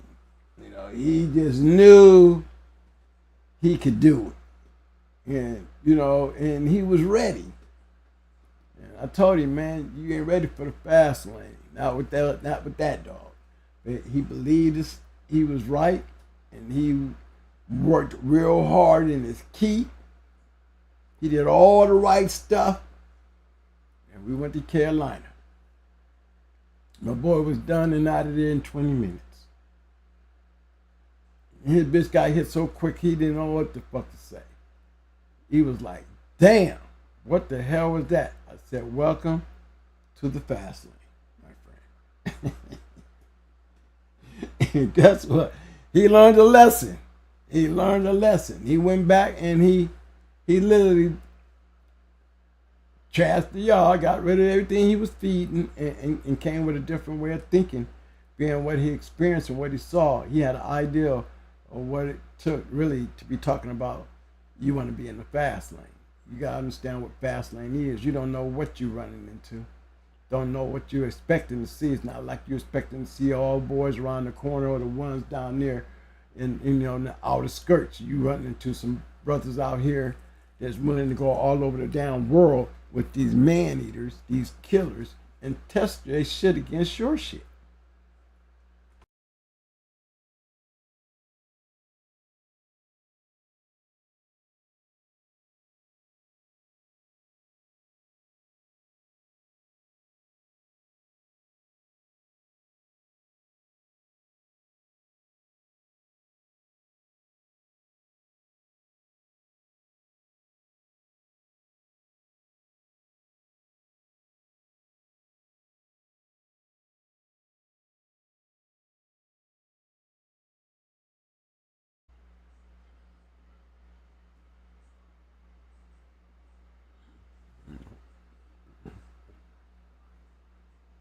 Okay, we back. We back. What's up, everybody? Look like we back. Yeah, we back.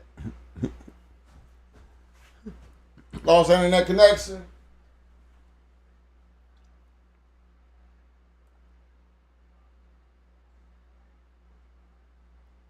Okay, y'all, we back. I don't know where we left off at. That was so long ago.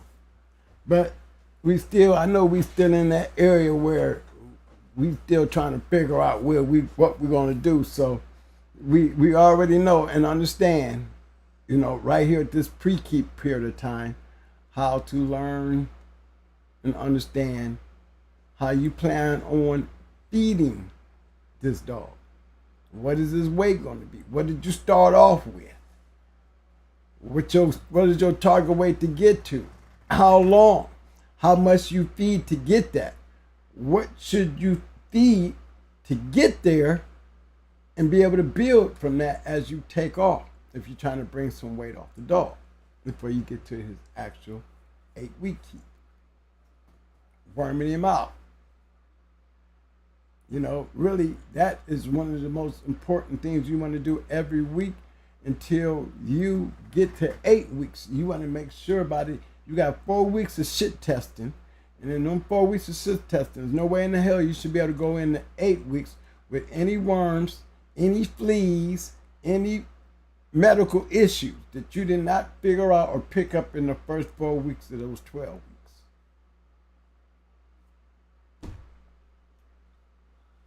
Everything counts. Everything matters.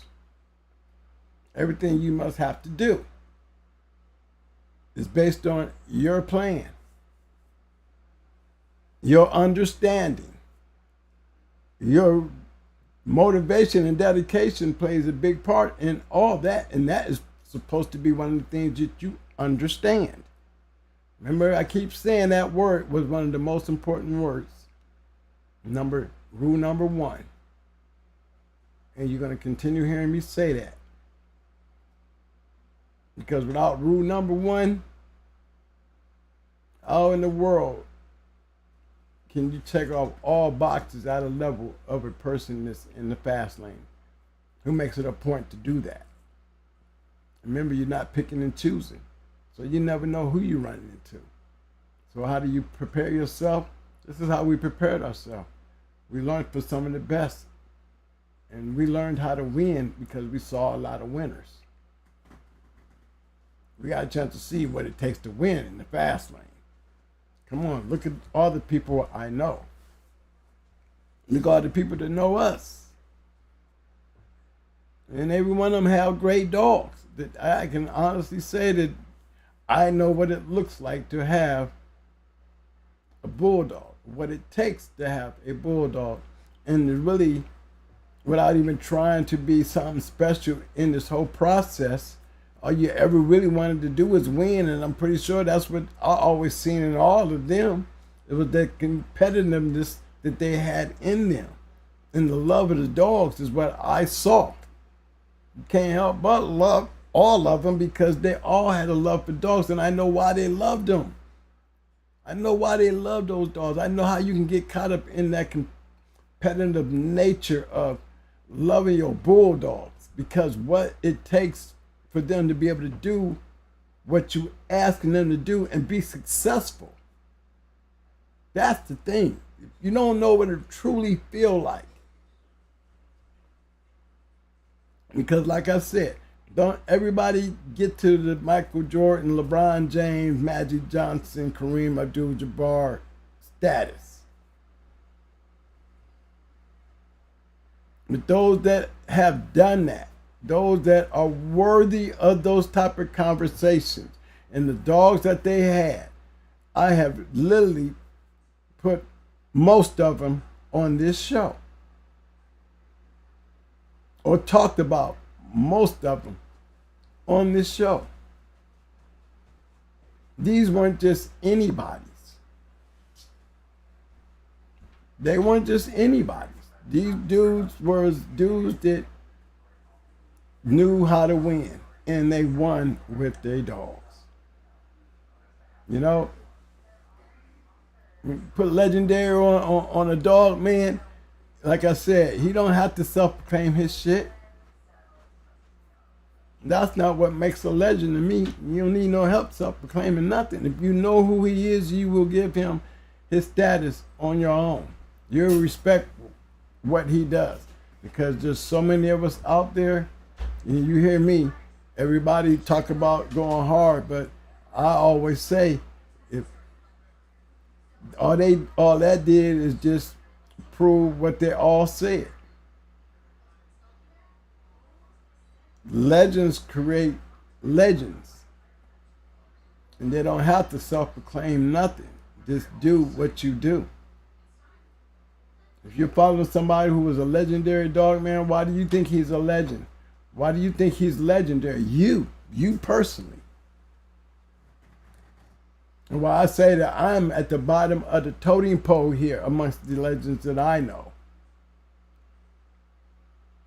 And maybe to them, they always say, Twin, you are on that legendary status right along with us. Remember what we told you. Legends make legends. Because if you're following behind one, you're going to do what he did to get there. And I had plenty to follow behind. I had plenty to observe. I had plenty of them to see the great dogs. You know, I'm privileged to be able to sit there and hear people talk about going hard dogs. Like I talk about all the great kennels that I've been around with dogs. They even hear my name come up in the conversation, you know, and I can tell you what it was really, how I got there. And like even my proteges in the history making that they made to make us where we're at even today. They knew and understood. Once you knew and understood, then you could win. And it's what level of winning were you trying to be on? The type of winning and level that you were raised on and seen. You know what a good bulldog looked like. You know and understand what it takes to be a fast lane dog. You understand what it takes to have your dog in condition to be in a competitive sport in the fast lane. Not picking and choosing whoever, just picking and choosing where and when. It's fast lane talk. And once you got that understanding and have that ability to do it and win and have dogs to talk about to that you have brought into the history books, not trying to, just doing what you do, you clearly understand. It don't take no shining lights. It don't take a lot of talking and bragging, none of that. Those who do it have an understanding on how to win. How to win. That's the key. Once you figure out what it takes to win, you can take your linebackers and train them to be linebackers. You can teach your receivers and train them how to be good receivers. Your blockers, good blockers, strong, powerful. Once you understand it, and it still boils down to what happens game day. That's what you work for. That's what you build on. That's what you're after.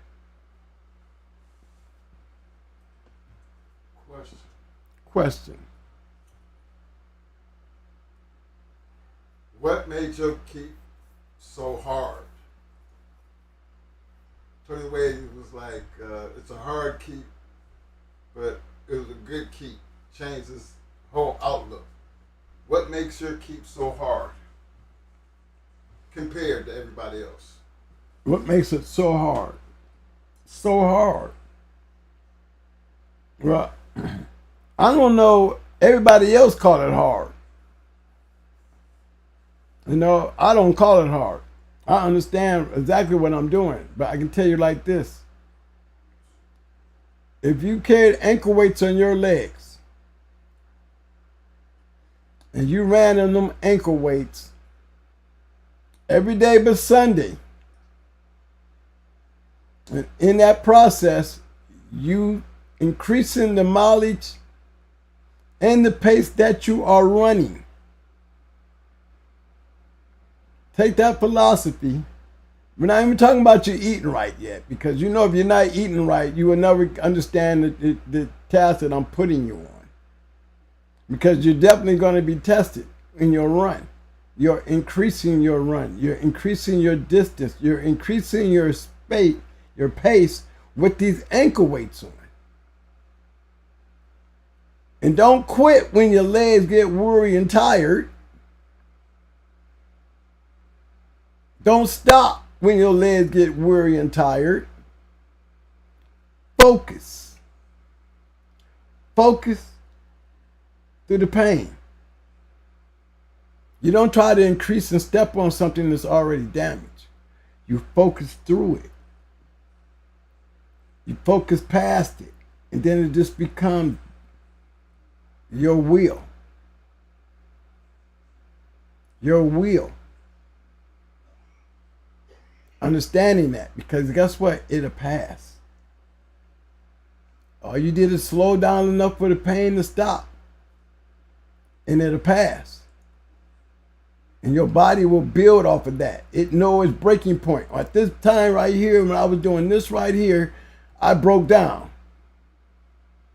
Now I can guarantee you, if I go after that same mark tomorrow, and my whole ability to do this is to surpass that breakdown. To get to that place where I broke down and surpassed it. And you continue doing that through your whole workout. Just imagine when it comes to peak week, where you're doing all your shit and cutting every day in half. But now you're doing it with those weights off. How fast do you think you're going to be doing on the first day that you take off? How fast do you think you're going to be going? How light your ass going to be feeling? And how funny you going to be feeling? That first day where you're doing the whole stretch. And what kind of time you think you're going to have with no weights and lightness? It's going to take you that whole week of peak week to get your body back from all that weight. But look at all that stored energy, all that stored power that you got now that you don't have those weights on. What point do you get to? You don't have a point, because when you peaked out, that's your point. From that day after that, everything's cut in half. What do you think you're going to be looking like? What do you think you're going to be feeling like when all you did is took those weights off? Understand that, and that you'll definitely catch this. You'll definitely understand. If you can just understand that part right there, put that puzzle together for yourself, and then put it on the dog. And that's what makes my key part.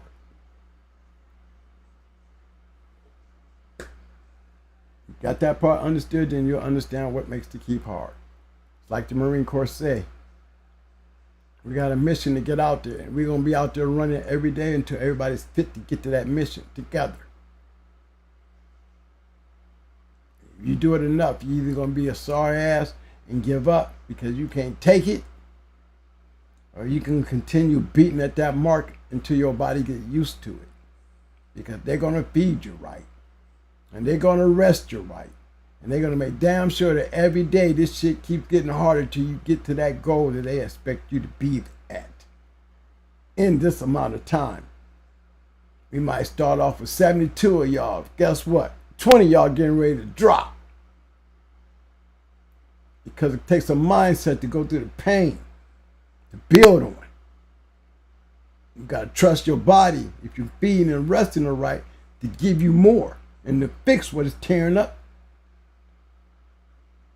And become stronger to be able to take it. If you understand that, then that would be your motive. That would be your goal. You can't understand it without keeping some type of record to make sure that you're getting the progress that you're looking for. You have to know what your dog's maximum is and how he deals with that max, how he recovered from that max. It took us 20 minutes to do it the first time he fell out. Next time, it didn't take us that long, and we went further before he fell out. We're always looking for you to fall out, though. We want to make sure that that point is steady going further up the scale. Yes, I'm always looking for that point. I'm always looking for that level to bring it back and see how he recovered from that and how focused he is to knowing that he has to still fight through the pain, because we ain't stopping. The weights ain't coming off. We still got to do this because Coach got me doing it. Got to trust me. He has to trust me. He has to trust me telling him, come on, let's go. He has to trust me to keep him eager to get there. He got to trust me to know that I'm glad to see he's trying. It's the relationship that they have to trust you. And we know they don't want to do shit. I'm still a dog trainer. And I can convince any dog to do what I want him to do if he just pay attention and he loves me to do it. Because he praises. He praises when I praise him. He loves when I praise him. Him or her, they love it. Oh, yeah, whatever I'm doing, he's loving me for it. And I'm going to keep giving it to him. I'm going to keep talking to him. I'm going to keep encouraging him. Even when shit look rough. He wants to slow down. Hey, man, I'm going to take a break. No. We're going to slow down. But you're going to focus. Because I'm going to talk to him more. Let him know I'm right there. Right there. This is not going to hurt forever. Trust me. If it did, I'll stop. As long as I'm moving, trust me. You'll be all right. And you got to believe in what you're doing to him to know that. He don't know. Did you feed him right? Is you asking for the right time and work to be doing that? You have to know that. He don't. Are you keeping record? Are you falling off? Is it becoming too stressful for him? Are you doing too much? How do you know if you ain't jotting down your progress? Or you can actually study yourself and see what you're doing for him. Am I making any sense out there? Everybody, because here's what I'm talking about. And on that wavelength with me, to make sure everybody paying attention, I want everybody to give me some thumbs up. I mean, I don't know how many people we got in the room.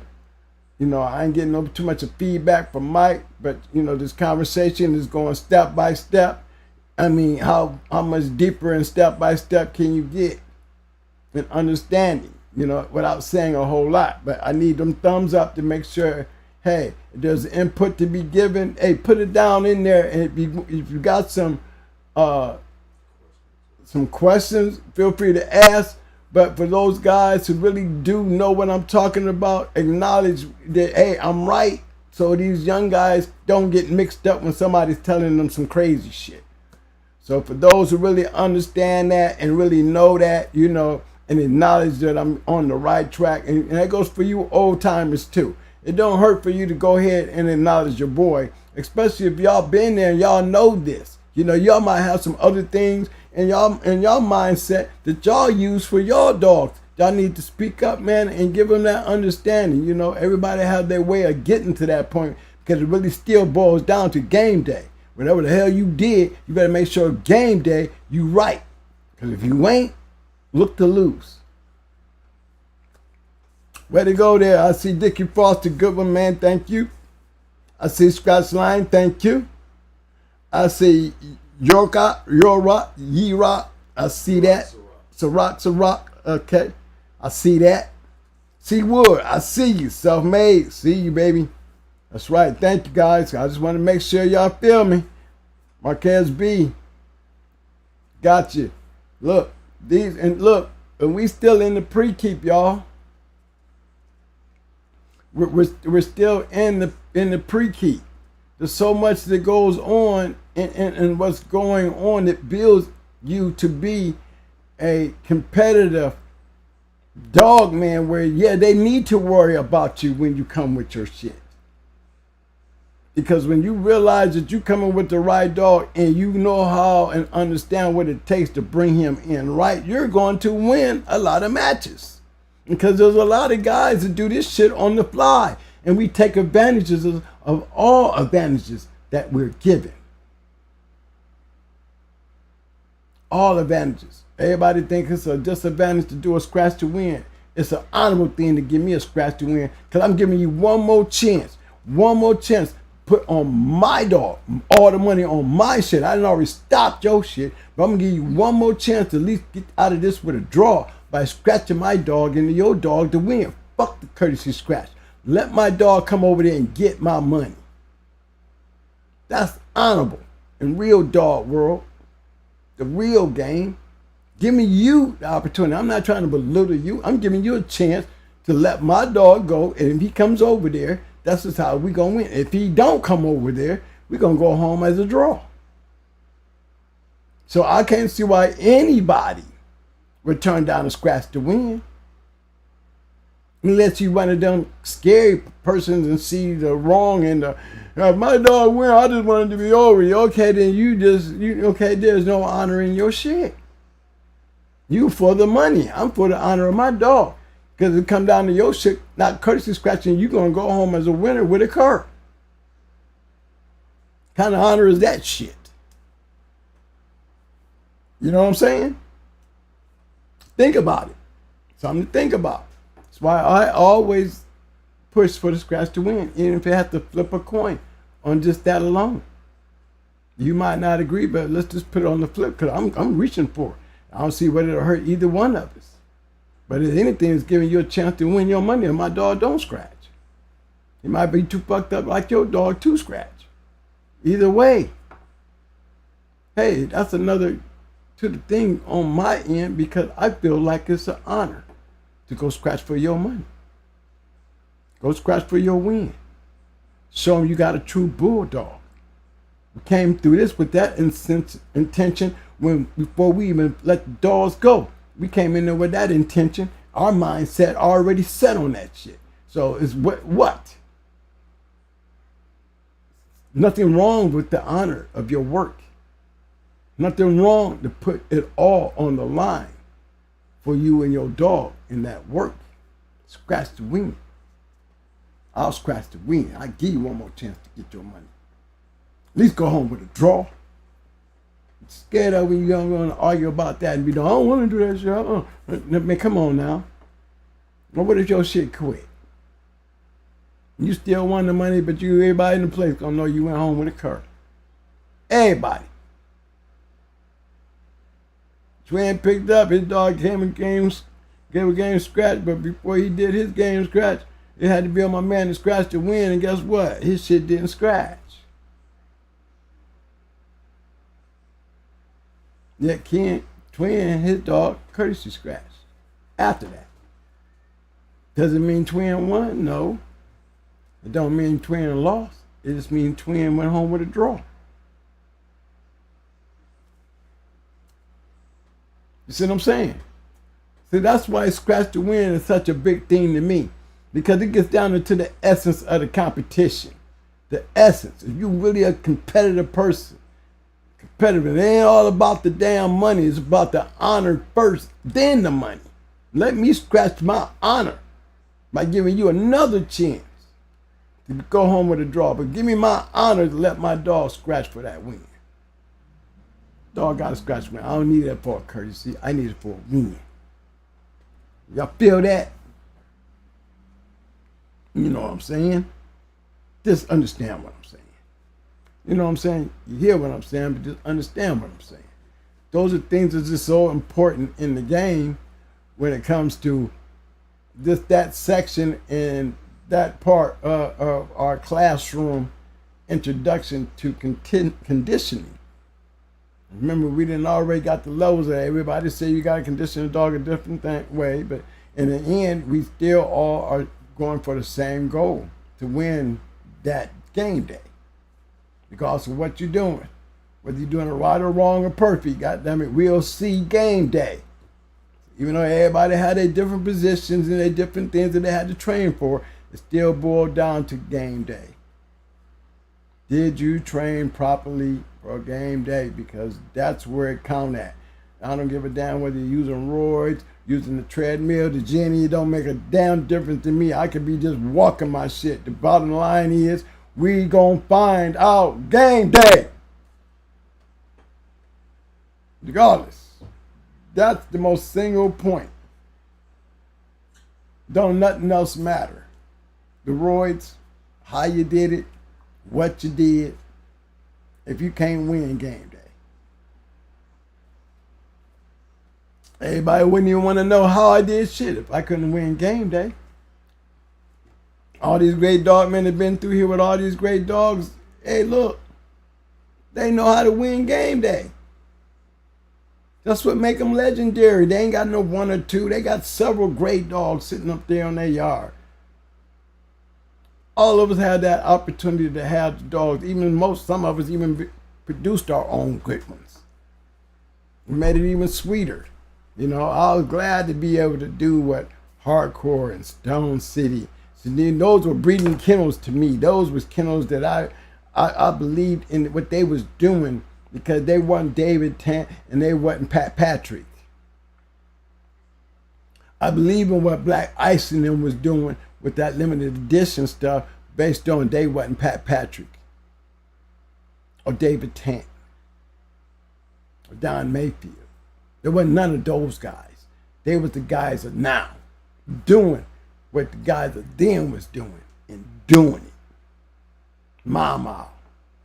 Loctite. I mean, there's just so many of them. Abraham. It's not like they were all breeders, because some of them were breeders, a few of them were hunters, and then you had that accumulation of the great ones that was able to do it on the breeding side and the matching side of dogs. And had a good career, a known career for doing that. And longevity, like STP. Longevity like Dead Serious. Longevity like Super Kennels. And they really didn't breed a lot, but they were definitely active enough. You know, and that's what made them so great as STP. And the STP, they did their share of breedings. They just didn't have champions and grand champions. They had a couple all win, a lot of them. So, you know, they fall into play with like Stone City and Hardcore, you know what I mean? Some of those great kennels that I talk about. Mama and them was able to create their own strain. You know? Triple M, they were able to create their own strain. Alligator G, come on. You know what I'm saying? Nigga G, come on. Oh, Sheriff Powell with his Hetrick TNT shit. Think none of that shit, because he showed them match them dogs that he had. But the dogs that I seen that he had, probably didn't nobody want to put on him, and I know that for a fact, because didn't nobody like James Edwards, none of them want to go playing around with James Powell and his dogs. I know that much. No, we got a chance to roll some of his shit, and they was just fast little wrecking machines, and that's what he loved about them. That's why he was taking them and breeding them like he was breeding them. Who would have ever thought? But his mind set on having a great competitive dogs that made them fear the kind of dogs that he was keeping, showed us what it took for us to have killers like Judo, Blood, Bruiser, that was coming from James Edwards and Atlas and them's lines and breedings. They dogs were still rough as shit. They could still smash some shit. But like I said, you know, as you move on and go up that level and ladder, you see different things.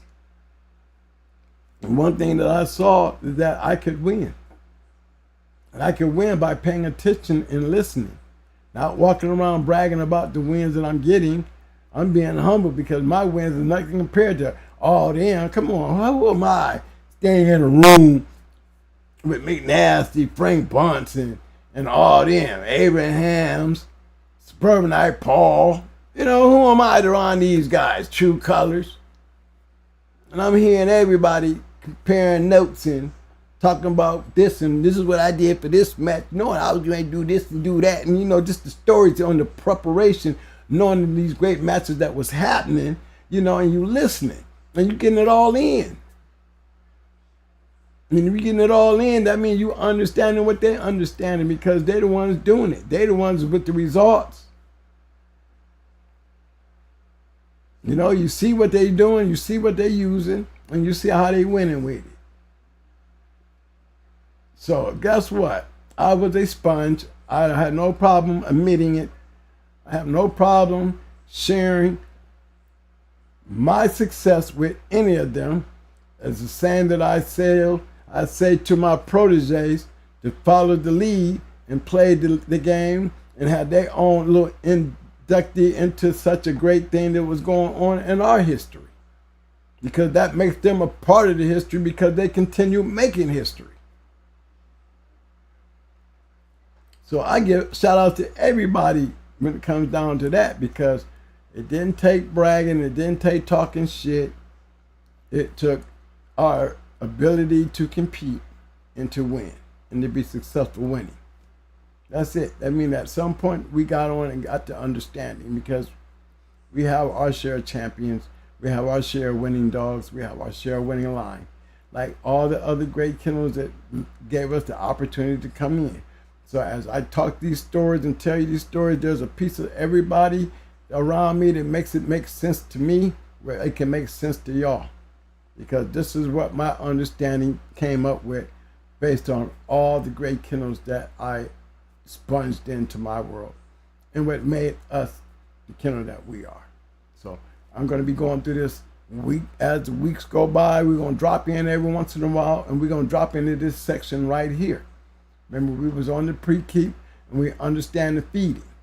Now all we got to do is figure out if we're using a treadmill, what we're going to do. What if we're using a chain and dragging it? What we going to do? What we going to do? We're going to do work on the road, or we're going to do grass work? Are we going to use jennies? Or what are we going to use? We're going to use, there's so many different things to get to that point. And this is the kind of things that I want to get into with you guys. See, we still down here in the pre-keep prepping. And see, this is what would make it nice and fun because like I said, I would start taking this shit and we start really writing it down. Where we can literally build us a keep to get to everybody out here on how we learn and what we do because everybody got input. We giving these people out here a chance to hear and receive and understand. And I think it's a good idea. To me, it brings more light to this shit, you know, because it's not too much more shit that I can talk about outside of some shit that I can include with everybody because everybody has their own way of doing things and let's share that with everybody for those who want to speak up and give their opinions because guess what? It only takes an understanding to learn. Okay, yeah.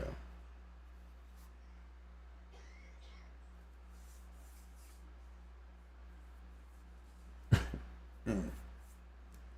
gotta put my glasses on. It's 11 o'clock, dude. I got nothing time. Okay, I'm going to go through and check the chats. Make sure I didn't have no questions being Mike wasn't saying nothing. I see the few thumbs up I got. I see a couple salutes in there.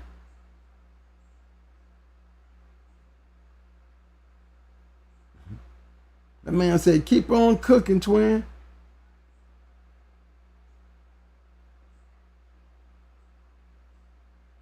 Okay, I don't see too much.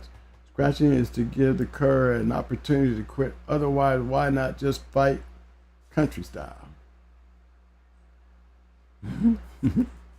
Sometimes, I mean, in scratching, Henry James is more opportunity I don't think it's more. Sometimes, man, you need a scratch to save your own shit.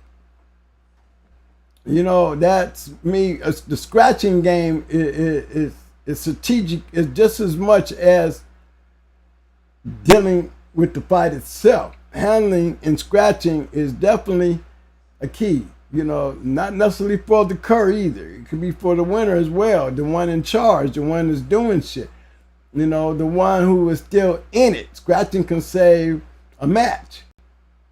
You know, those scratches come in very strategically a part of the game plan. You know, like it's like almost like an onside kick. Sometimes you need that onside kick to win the game. You know what I'm saying? So scratching is more than just giving an opportunity to the curs. You know what I mean? More than just that, because, you know, it becomes an opportunity to get a cur that occur quicker at times, but it can also give you a chance to get your dog the necessary break that he may need, the necessary water to clean his mouth out, the blood off of him where he's not drinking and sucking on a lot of blood. A chance to just get a break in the situation for a short period of time for you to get some work on your animal like they do in boxing, like they do in the UFC, like they do in football, every period, like they do in basketball. You know, you need those breaks. But it is definitely an opportunity when you get in them later, deeper parts of the match when scratching becomes the key figure into winning a match, where you just it turns into a scratching contest where you got two good handlers and, you know, you're trying to scratch up out of there. You know, a lot of it plays a lot where I'm not going to let you get a scratch if you need it. And you try to do the same to me, because if I need it, you know I need it, you're going to try to keep me from getting it. You know, so scratching becomes more than just the cur opportunity. It becomes a strategic way of winning too. Just wanted to bring that to note. Scratch Line says, Hemi, it's about silencing your opponent and the crowd. No one can say nothing when he comes across after humbling you. And that's true. That's why I say scratch to win. Scratch to win leaves you with no doubts. Scratch to win leaves me with no doubts. I don't want a courtesy scratch. I want to give you an opportunity to win your money, because my shit don't scratch, you're going to go with a draw, not a loss. I would think that would be a major piece in the game that needs to be implemented, that everybody scratch to win. And not a way of escape, because once it's over, if you quit, then you know it's just over. No, let's finish it. Give your dog and all that work you put into your dog the finishing move, not the courtesy scratch, but the finishing move. Go collect that money, man. Go get that bag. That's more honorable than the courtesy scratch. Courtesy scratch sometimes to me is a waste. But it gives that even the losing man a chance to stand there more proudly with his dog, whether he quit and willing to make another scratch himself for the courtesy scratch. That's right. When I scratch to win and my dog scratches to win, I offer the losing dog a courtesy, especially if he picked him up. Let's get this money situation out the way. Get this money situation out the way. We scratch to win. I didn't scratch to win. Now I'm giving you a chance to do your courtesy scratch. It's even more honorable to see a dog come back across after losing, finishing game. You really no need to offer that when you try to give. You can't give it to a dog that didn't quit. Now it's on you to scratch to win the game. Okay, then there's no need for a courtesy scratch if he's already quit. There's no need to embarrass him no further. He needed to just get my scratch to win out the way and take his dog on.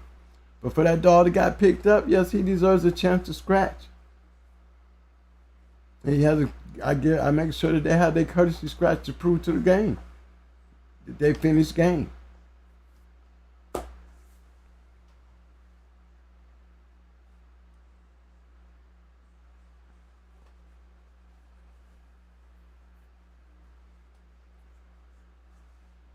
Yeah, but say if it's not grounded, you still get the win. But see, you're right, Hemi. But if you make it part of the game, which is it's logical that you scratch to win. You know, it means more than just a courtesy. See, a courtesy is a bigger difference than having to do something. You know, the opportunity to get a person who's going to lose on a old courtesy scratch, regardless whether the dog courtesy scratch or not, he's gonna lose. Scratch to win, he has a chance of at least going home with a draw instead of a loss. Because what it looked like to see two curs go home and then one of them won. That's what we're eliminating from the game. That's what we're eliminating from the game. We're eliminating that fact that you got two banged up good dogs that have been scratching all night and maybe one of them can scratch now. Neither one of them. It just was on me to go and my dog couldn't. He was so fucked up. But on a scratch to win, guess what? The other dog was just as fucked up as mine and he couldn't go either. So guess what? Those are two good dogs. They put it all on the line, didn't cur out. This was unable to continue. They went home a draw compared to because mine did it first and yours, you know, you won't even do yours because yours can't go. But because I was on me to go and yours won't go either because he's fucked up, you get the win. Did that make sense to you? It don't make sense to me. Because if you can't even courtesy scratch, you don't have the courtesy scratch. You know you ain't in no position to courtesy scratch, so you wouldn't put your dog up for no courtesy scratch no how, and you know it. But in the scratch to win, all questions will be answered. That's the difference. That's what we play for, the competition. That's called competing. You know what I'm saying?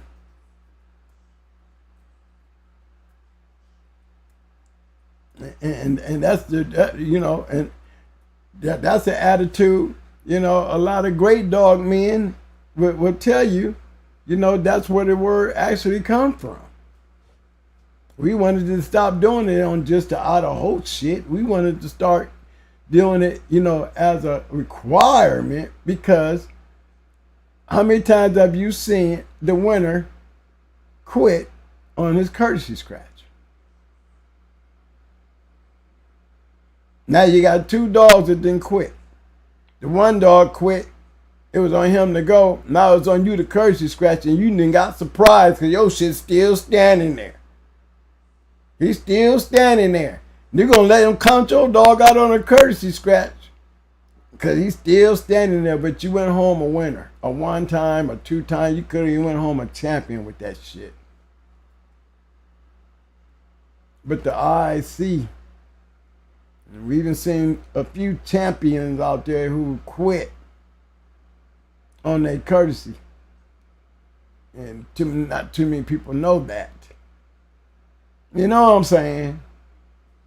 So we figured that's one of the flaws in the rules that I think all dogs should scratch to win because that eliminates the curs going home with the money. I'd rather go home a draw than to go home a loser to a cur that quit, just like I did. Or I get picked up and he don't even courtesy scratch. Yet he still get the win. And yet I scratch into his ass after he quit on his courtesy. Now they giving me a courtesy to scratch into him and I courtesy scratch. See, those are the little loopholes in the game that needs to be closed. And that's if you're a real dog man and you really playing that world of competition, then scratch to win is not a hard thing to imagine or to think this, you know, if they're going to change the times, that's one of the things you want to change and to bring into the times of the now to really make our game of our dogs even better and get rid of that old courtesy scratch bullshit and put that shit on the line, make it all that shit for the win. Now you want to upgrade and be better than the past, then that's the kind of shit that you do to show the past that your expectations have gotten even bigger because guess what? The curs that win and don't scratch on their courtesy scratches got to scratch now. And those who don't win.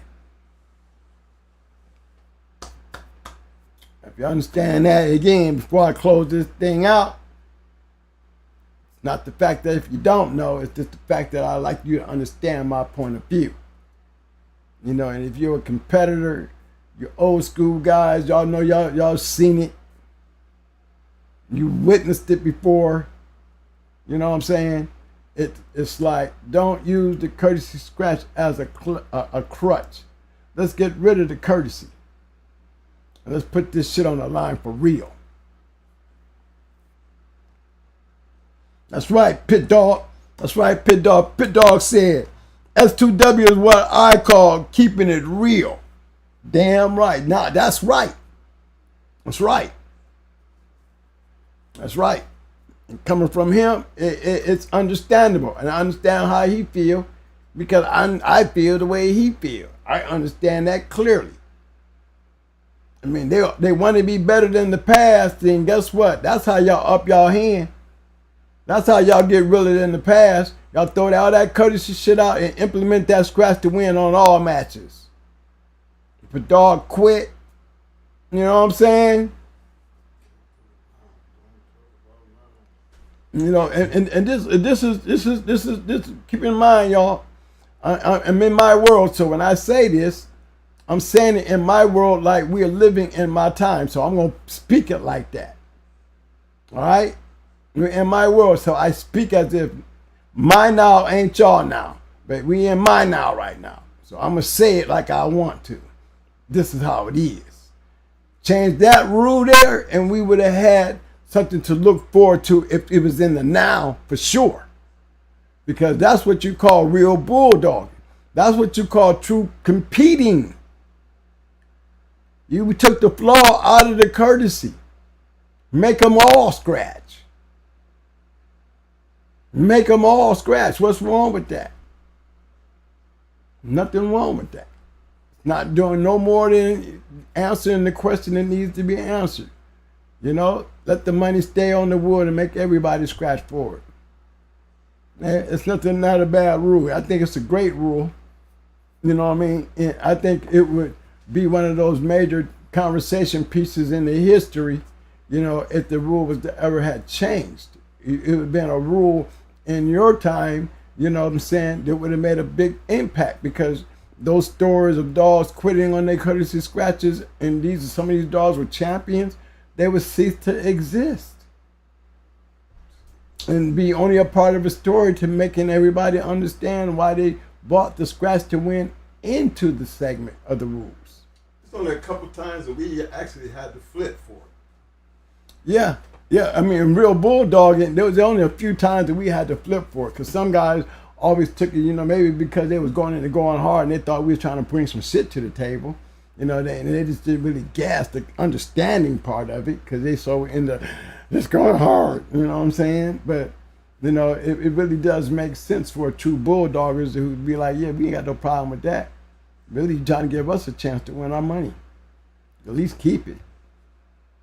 And that's all it is. It's another chance to give the loser a chance to either win or at least let me take his money honorably. Twin wants to scratch to come and get it. He's giving me a chance to go home with a draw instead of a loss based on what his dog got to do. So that takes away, if he don't and I don't, I still win because he did it first. Takes away that shit, period. You see? So what is the purpose of scratching? To continue to win. To continue the contest, to finish the contest. That's the whole purpose of it's the continuation. What's the purpose of everybody having rounds and quarters? You know what I'm saying? That's the same thing scratching serves as a purpose. There's rules to get into halftime. You play this many minutes and the game is halted and you got a period, a quarter, a halftime in the game. We got scratching. certain things in the rules lead up to scratching, and the way the game is finished. It's still part of the rules. One of the rules is still part of the rules, because scratching is part of the rules, need to be modified, Mr. James. And that modification is the game was built on the integrity and the honor of these great dogs that put so much on the line. And we want to make it even better by closing those gaps. And them was loopholes. For real competitive dog, man, that's a loophole. You scary, and you'd come up with all kind of excuses not to have to scratch with your cur. Because a lot of that shit that I saw happen down there in y'all area, where y'all dogs that win and quit and go home with the wins. I've seen that several times down in the Carolinas, where curs win matches or guys pick their asses up drawing the count when they just standing there. At 5, they'll pick their shit up and jump out the box. We eliminating all that shit. That's get the courtesy scratch out of there. Because courtesy scratching and scratching is two different things. Scratching to win is the same thing as a regular scratch to me. Scratch to win is the same thing as scratching in a match. Courtesy scratching is you don't have to if you don't want to. Your dog can take 5 counts and you can grab your dog and take him home before he quit. And still win. A dog can stand there and take a 10 count on a courtesy scratch and still go home as a winner. That's a flaw. We're trying to eliminate all possibilities of any curse shit relating to a win. And scratch to win is the best way to do that. That's all I'm saying. That's all I'm saying. Tell him, Pit Dog. That's it. I see Pit Dog is putting it down in there. That's true. That they were losing the winners because of the longer times. Yeah, that's true. But it's bulldogging. You know what I'm saying? That's bulldogging. We had to do that at that 317. We scratched the win at 317 for ours. Because they didn't scratch. It was over. We could have took our dog right on home. They had to do nothing. But we wanted to scratch to win. We was locked in. Yeah, we got to scratch to win. Yes, we did. And we scratched just as hard as we did when we first let the dogs go on the release at 317. He was definitely in a hurry to go get it. And that's what made it so honorable. And that's what made it worthy. But that courtesy scratch. I love that 317 scratch. Because that 317 scratch showed that I had a true ass bulldog after going through the war that I just experienced. That made the match even greater for both dogs. To see mine finish the way he finished. So I respect that more than I would have respected a courtesy scratch. Any day. And so did they. And they did too. They did too. The guys appreciated it too. And I appreciate them giving us the opportunity to do that, in such a hard fought match that we had. Like I said, it was they had another opportunity to see if they could go home with a draw after such a match. So that was the good part of that. The match wasn't over after they quit. They knew we had to go do us one, and hopefully they would have got enough damage on us that we wouldn't be able to scratch. So it was good for them too, until we cut him loose. Once we turned him loose, they knew it was over. Because it didn't take them long for him to go over there and handle his business. And we had just as much power and enthusiasm to go finish it off as any great dog that you would expect to go over there and win in such a fashion. And that is all the reason why I picked scratch to win any day, and we'll toss for it, whether you understand it or not. Hey, it can be part of the rules because it's always a request that you can get. It's all about how we put it together. And we can't come to agreement, then we flip for it. Most guys understand, hey man, if I'm losing, maybe Twin might quit. It was still giving us an opportunity. We had a 50-50. We already lost at this point. He's giving us another chance, at least 50-50 chance. This motherfucker might not come too. So even after it's over, it's not over. And that's the new thing that I had implemented into the game, in those final years that I was in there. They was becoming more popular too. Scratch and wins was becoming more popular to the heavy players, the more competitive players, because it brings more honor to your win.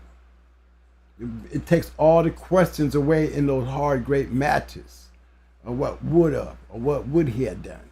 So, eliminated all that under the scratch to win.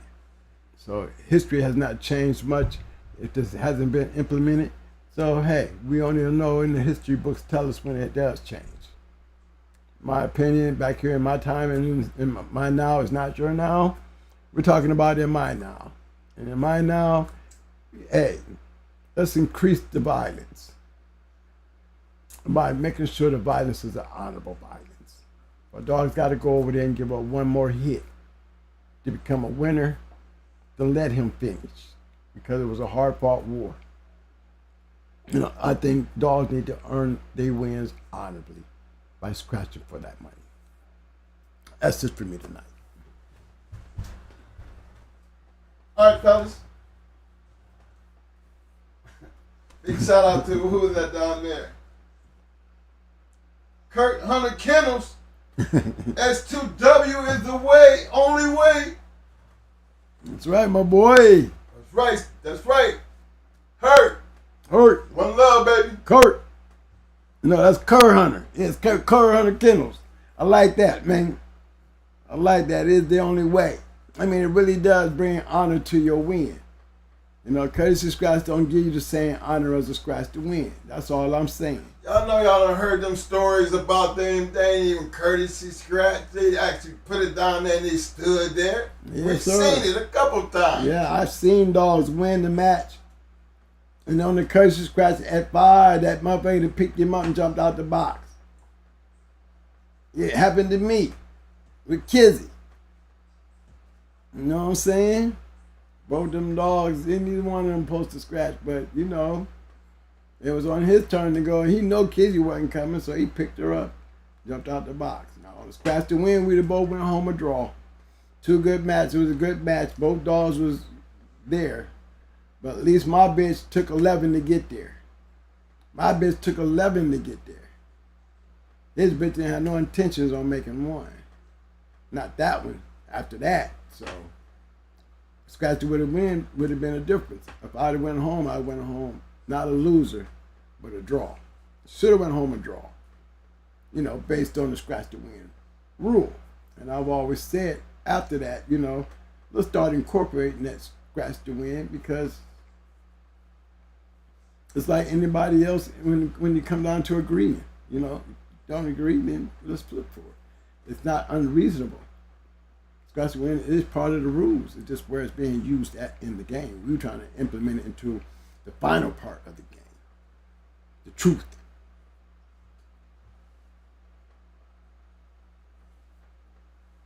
Yeah, and so it serves an honorable purpose.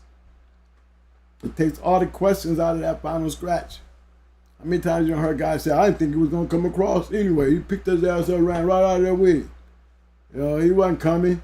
You hear those stories. Well, guess what? Scratch and win eliminate all that shit. Everybody's got to scratch for their money. And that makes a difference in the game. And back then, it really would have made a major difference. And if it was implemented back then, it would have been the most important thing to do now, because y'all would have had more honorable dogs and the amazing things they did during they scratch to win. You could just imagine the stories.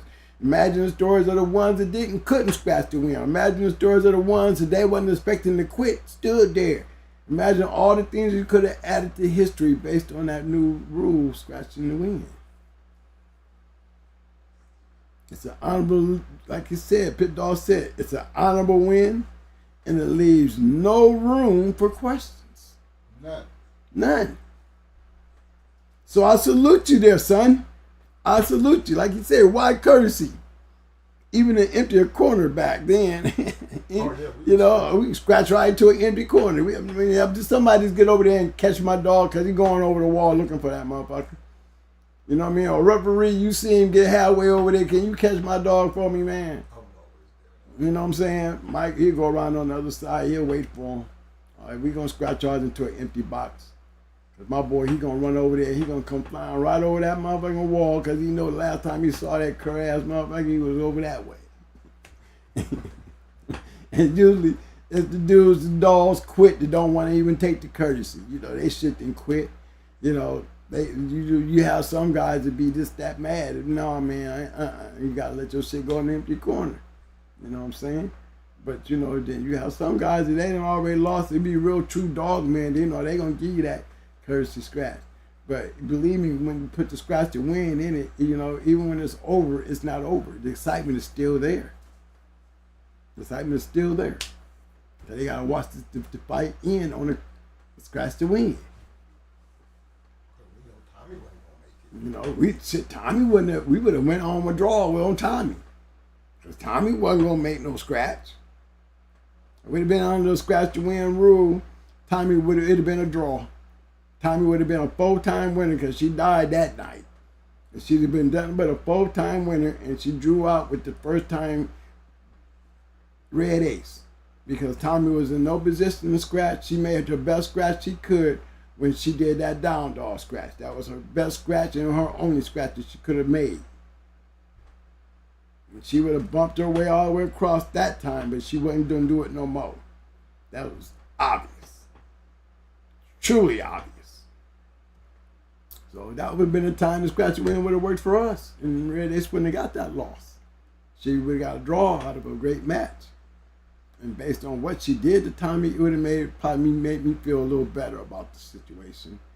You know what I'm saying? And the fact that she ended up on the cover, you know, which a scratch to win would have made a big difference in the way that looked. You know what I'm saying? That's why we implemented that shit. The Kizzy and that shit. Yeah, the hit, yeah. Those two matches is why we started sticking to the scratch to win. That was 2 times the dogs won, but didn't courtesy scratch. Couldn't. You know, scratch to win could have made a big difference. It could have been a draw instead of some losses. So that's just something to think about. Okay, guys, that's it for me for tonight. You know, you got any questions or got anything to talk about before I go? We didn't have a lot of people in the chat, but down there, we got down there 400 some damn views on the show. So Backstreet, I see y'all out there, fellas, for the ones that's out there. You know what I'm saying? I do have an email on there. We got Cash App. We got all kind of other good stuff.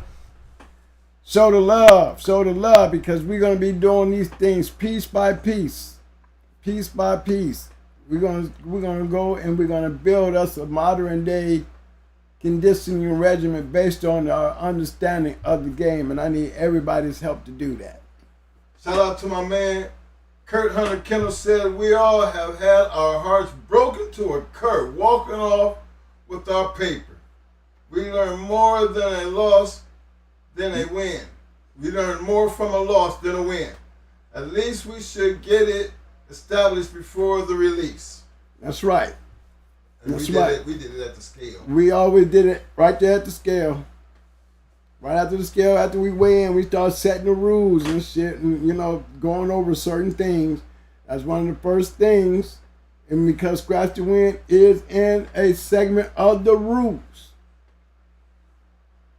or in a segment of the rules, is why we can say, you know, we don't want no courtesy.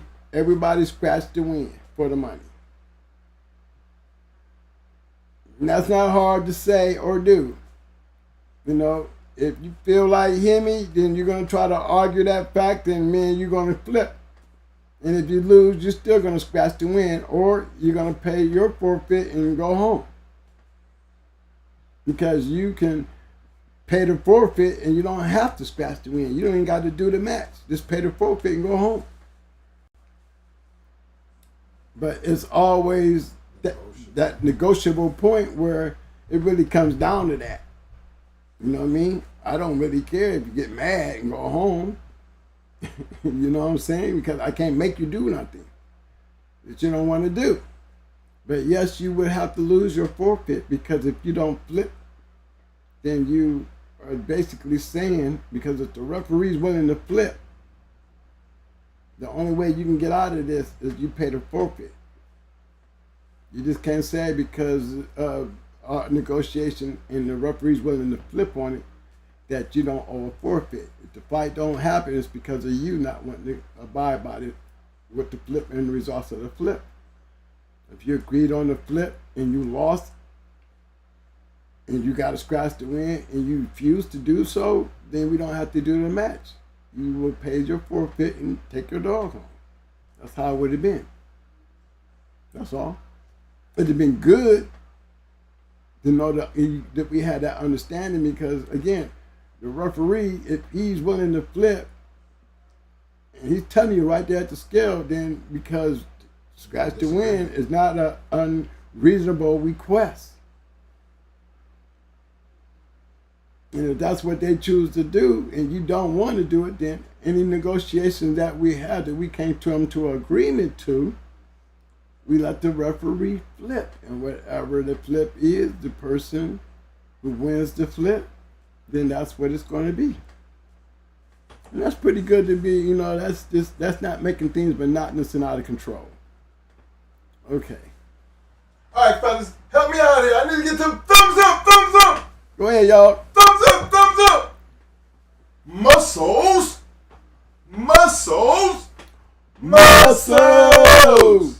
Now, give me some damn roses. Roses. We need them damn roses. No, we ain't got 1,000 people in here. We ain't got a bunch of people in here. So we know we can get a couple roses and a couple thumbs up tonight, y'all. It ain't like we packed in and we can put that work on somebody, you know, the normals. But there's not a lot of people in here. So, but the few people that's in here, and you know, we got almost 450 views already, and got about, what, 50-some people in the room. And show these people that's out there viewing what y'all can do in the room. For all those people that are outside watching it, these few people in the room, show them some love, man. Show them some love. Show all them viewers out there that y'all in the house. Y'all in the room. That's the Shark Tank. That's the Shark Tank. Represent that shit, man. Thank you. Thank you, fellas. Because you got a lot of views to be going on out there, guys. Just don't be inside this room. We got to let the people outside see y'all. Show them y'all are what makes this thing work, man, and give them the love by showing the love. Thank you. Way to go, fellas. Way to go, Bulldog. Way to go, Black Family LG, Marquise B. Way to go, fellas. I'm going up the ladder. I'm going up the ladder. True Soldiers. I'm going up the ladder. Courtney Johnson, I see you, baby. Pit Dog, as always, Semper Fi, baby. In the wood, 456. Love them roses, bro. Show the love. Way to go, man. All right, y'all. What's up with the rest of y'all peoples? I see it. I see you. I see you. Talk off the city. Talk of the city. I see you, baby. I see you. Henry James. What's the love, bro? I'm waiting on it. I'm waiting on it, baby. I'm waiting on it. Now, you already know. I'm waiting on it. I like the debates, but you got to show the love. You can't throw no roses. Can't blow no roses. Y'all see that? Y'all, you got to show the love, man. We got the love for you, baby. I see what you're saying. Just like any dog's next time out, I got one here that would make him quit. You know, I mean, I say that. I say that to say. I'm gonna say this to say that. I understand when people would talk about their dogs and shit. You know what I'm saying? But that's one thing that we can talk about after, when it becomes part of the past. You know what I'm saying? I always felt like, you know, if I'd have got the opportunity to get Kunta, it would have been a great match. But I didn't ever get the chance to get Kunta. So I can live with that thought and that thought only because it was just a thought that never happened. You know what I'm saying? But not like I'm talking down on Kunta though. If anything, I'm talking highly respectful for Kunta because he was my target and he was definitely a great dog. So, you know, if I'm gonna dive at something and shoot at something as big of a task to do on something so great, guys, it's not unknown for me not to be that way when y'all know I took Red Ace and the Tommy boy. And Tommy was a full-time killer who had been no longer than 22 minutes, and I went to Puerto Rico after. So Kunta was not nothing out of the question or above my way of thinking. And that goes for any other great dog that I went into. It just doesn't matter. What you have on your yard, I care less about because I'll match into it if we can come up to the same weight. So, you know, some of the greatest dogs out there, you know what I'm saying? Hey, when you're dealing with that competition, we don't care shit about your yards. It's competing that we care about. We care if you competing. If you competing. We don't want to hear your mouth. We want to see your shit. We want to see you compete. You know what I mean? That's what it's all about. You know, competing was all the bottom line, and the biggest shit talker of all times was in that moment that you are competing. There's a time when the talking stops. Oh, there's always a time when it stops. You know what I'm saying? Showtime begins. That's right. So, you know, we honor those who understand that. Remember, everything has got a lot to do with understanding. You know, and if you always can respect the understand man that, in another corner. Respect the man in another corner, win or lose. They all deserve it. Win or lose, they all deserve it. You know, because they are the ones taking the chance.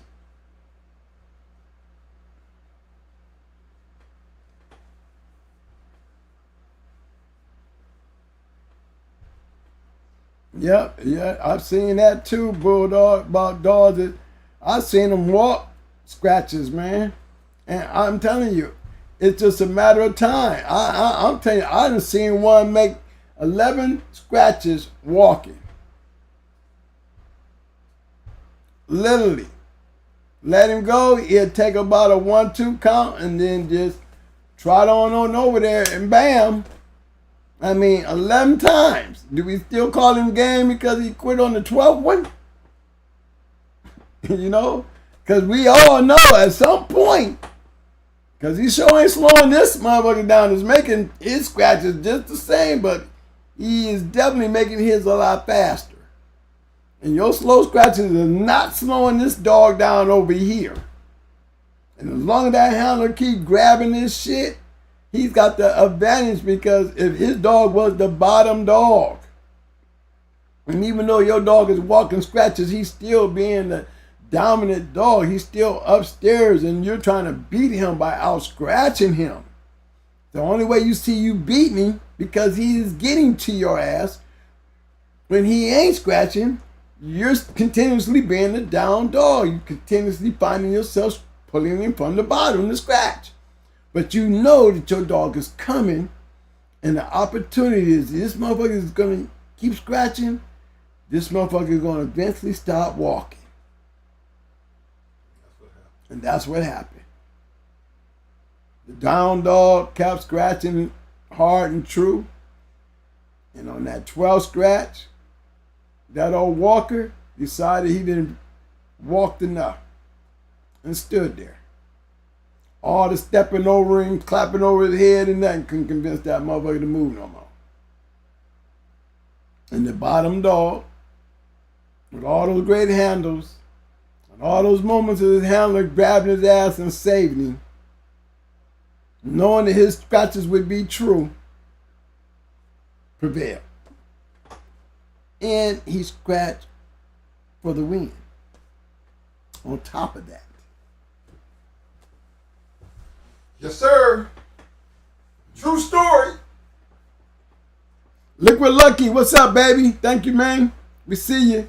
Thumbs up with the Hemi James. We see you, baby. Come on in, Mike. Get your music together. I said that at 11 o'clock. It's 11:41. Thank everybody for coming out. Backstreet, I see you out there always showing the love, man. Continue showing it. Shark Tank, you know it, man. You always show up to show out. You know, I would like to hear more input from my greater guys when it comes to conditioning Hemi. You know, I hear a lot from you, baby, but come on, man. Give me some help. You're a pretty well good guy. Help these guys out. Help me help them. You know, when it comes to conditioning, when it comes to your mindset, what is your plan? You know, do you use the lockdown things, the CG things, and what is your frame of mind and your planning as a coach? You know what I'm saying? I think we'll get into that. I go for a lot of you good guys now out there that I mean like that. You know what I'm saying? A lot of you guys are in the Shark Tank. You know, come on, man. Come on. Y'all see me live in some secrets, man. Come on now. I'm not giving them all up, but I guarantee you that you maybe things that they understand most of the things. All right, so look here. I really appreciate everybody. My man Derek Glock, super fan. That's how I'm talking about. That's how y'all do it. Again, man. Hold on. Wow.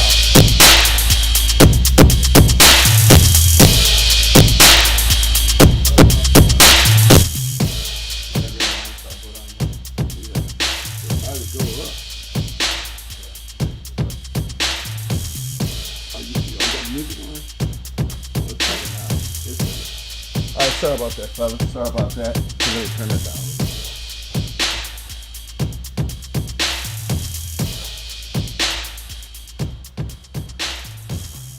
All right. Yeah, man. Y'all know that conditioning is one of them serious things. Now, I know Mo, he kind of gave y'all an idea about his conditioning program.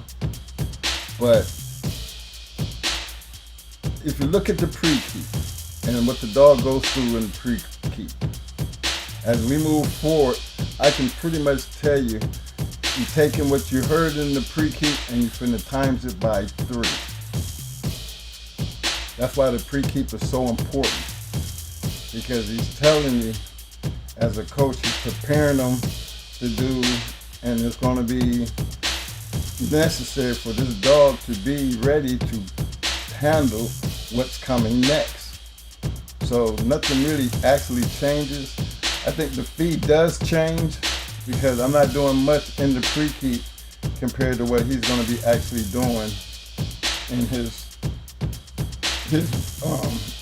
keep. Yeah, but I went over those things. I went over the feeding. You gotta have the right shit in it. And I went over the understanding that I have to tell her exactly what to do. But like I said, put some ankle weights on your legs. Okay. And go out and do what I just told you to do, and then bring that experience back and think about it and put that on your dog. Yeah. What better way do you know, because it's all it's about is understanding. It's not what you're doing, it's what you understand about the conditioning to make it keep. Yeah. Which is pretty much, I heard you say, all of that, you know, you didn't give them the time on the meals and the different things. Because it's different things. Like I said, we're gonna build, we're still building. We haven't got a pre-keep. I'm gonna be doing this several more times. It's not, we're gonna do this, we're gonna go week to week to week before this is complete, because it's giving you guys a true understanding, and it really helps getting more insight from everybody else, because the keep is going to be put down. Look, like I said, what are we doing today? We were basically doing what? Running, roll work, because I said put ankle weights on your legs. I told you exactly what to do with those ankle weights. Now, if you took that concept and your experience of what's just going to happen with you on those ankle weights and put it to your dog, you will understand what it means. Now, what about the treadmill? What about the gym? And there's different types of gyms, there's different types of treadmills. You know, what about the flirt pole? All these things that have different ways of conditioning, swimming. You know, there's different things. You know, are you guys gonna get down in there and go into a swim tank and tell us how long you have your dog in the teeth in a swim tank? You know, there's different things. The treadmill, there's different things in the treadmill. There's different things in anything and everything that you do. You know, there's different devices. I want to go through all of them. Guys that use these type of devices in your keeps and stuff like that, speak up. Let's be heard. That's why I'm not rushing through anything. I'm giving them a piece at a time.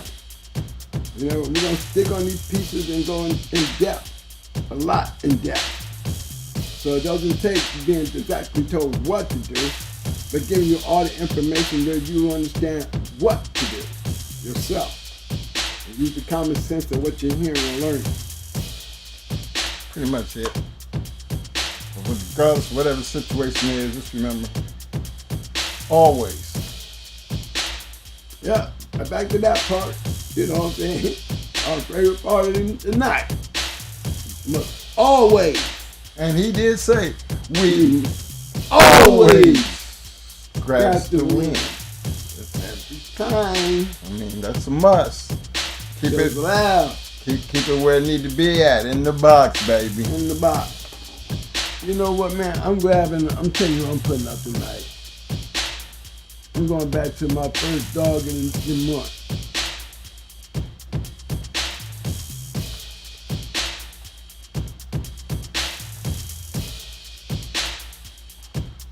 Hey y'all, here's my dog of the night. Get on there, y'all Tuesday. My dog of the night. The Jigster. The Jigger. Champion Jigger. I'll show y'all that pedigree. So I get an idea of how he bred.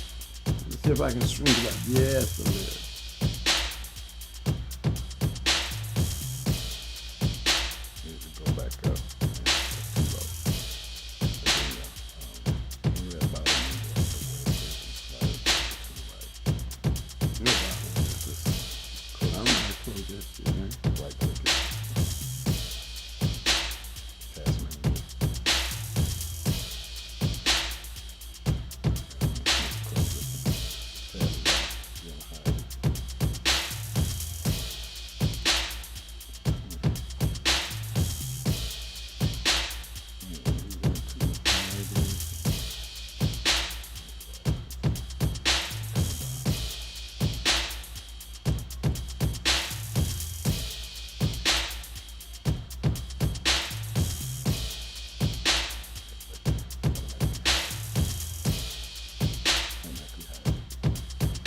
I'll get it back up.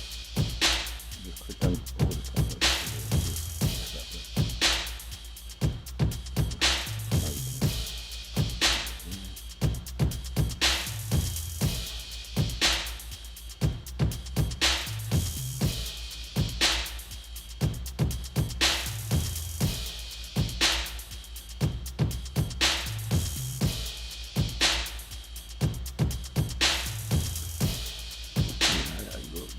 Champion Jigger up there nowhere.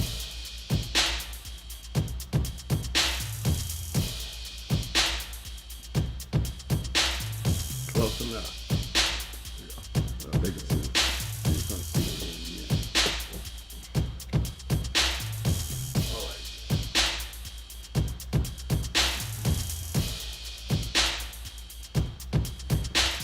All right, y'all. All right, there you go.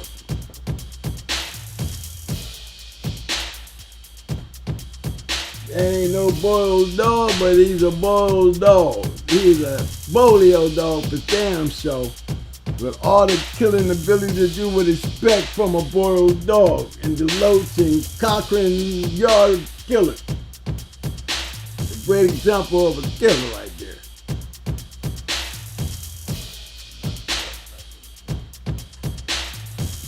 Not a one dog scratched back into the killer. Not a one.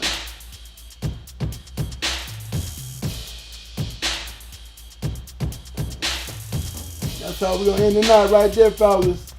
See y'all Tuesday on Talk Shit Tuesday. Y'all hope y'all have a good and happy, safe weekend. Don't forget, guys, you got the Cash App, you got the super chats and things. Come on, guys, help us out. Go to love.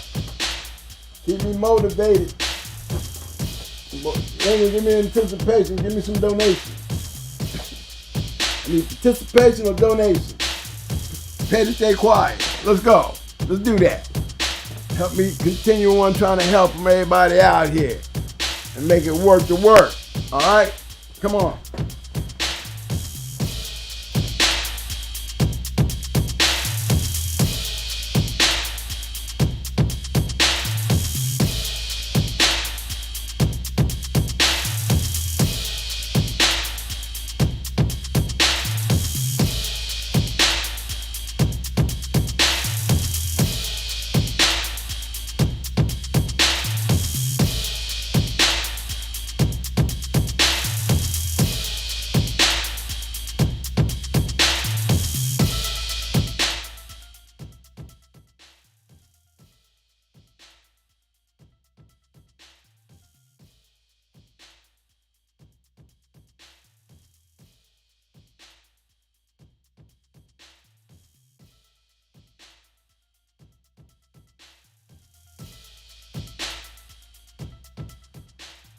Want to give a big shout out to Mr. Ron King coming in with a 20-piece showing the love.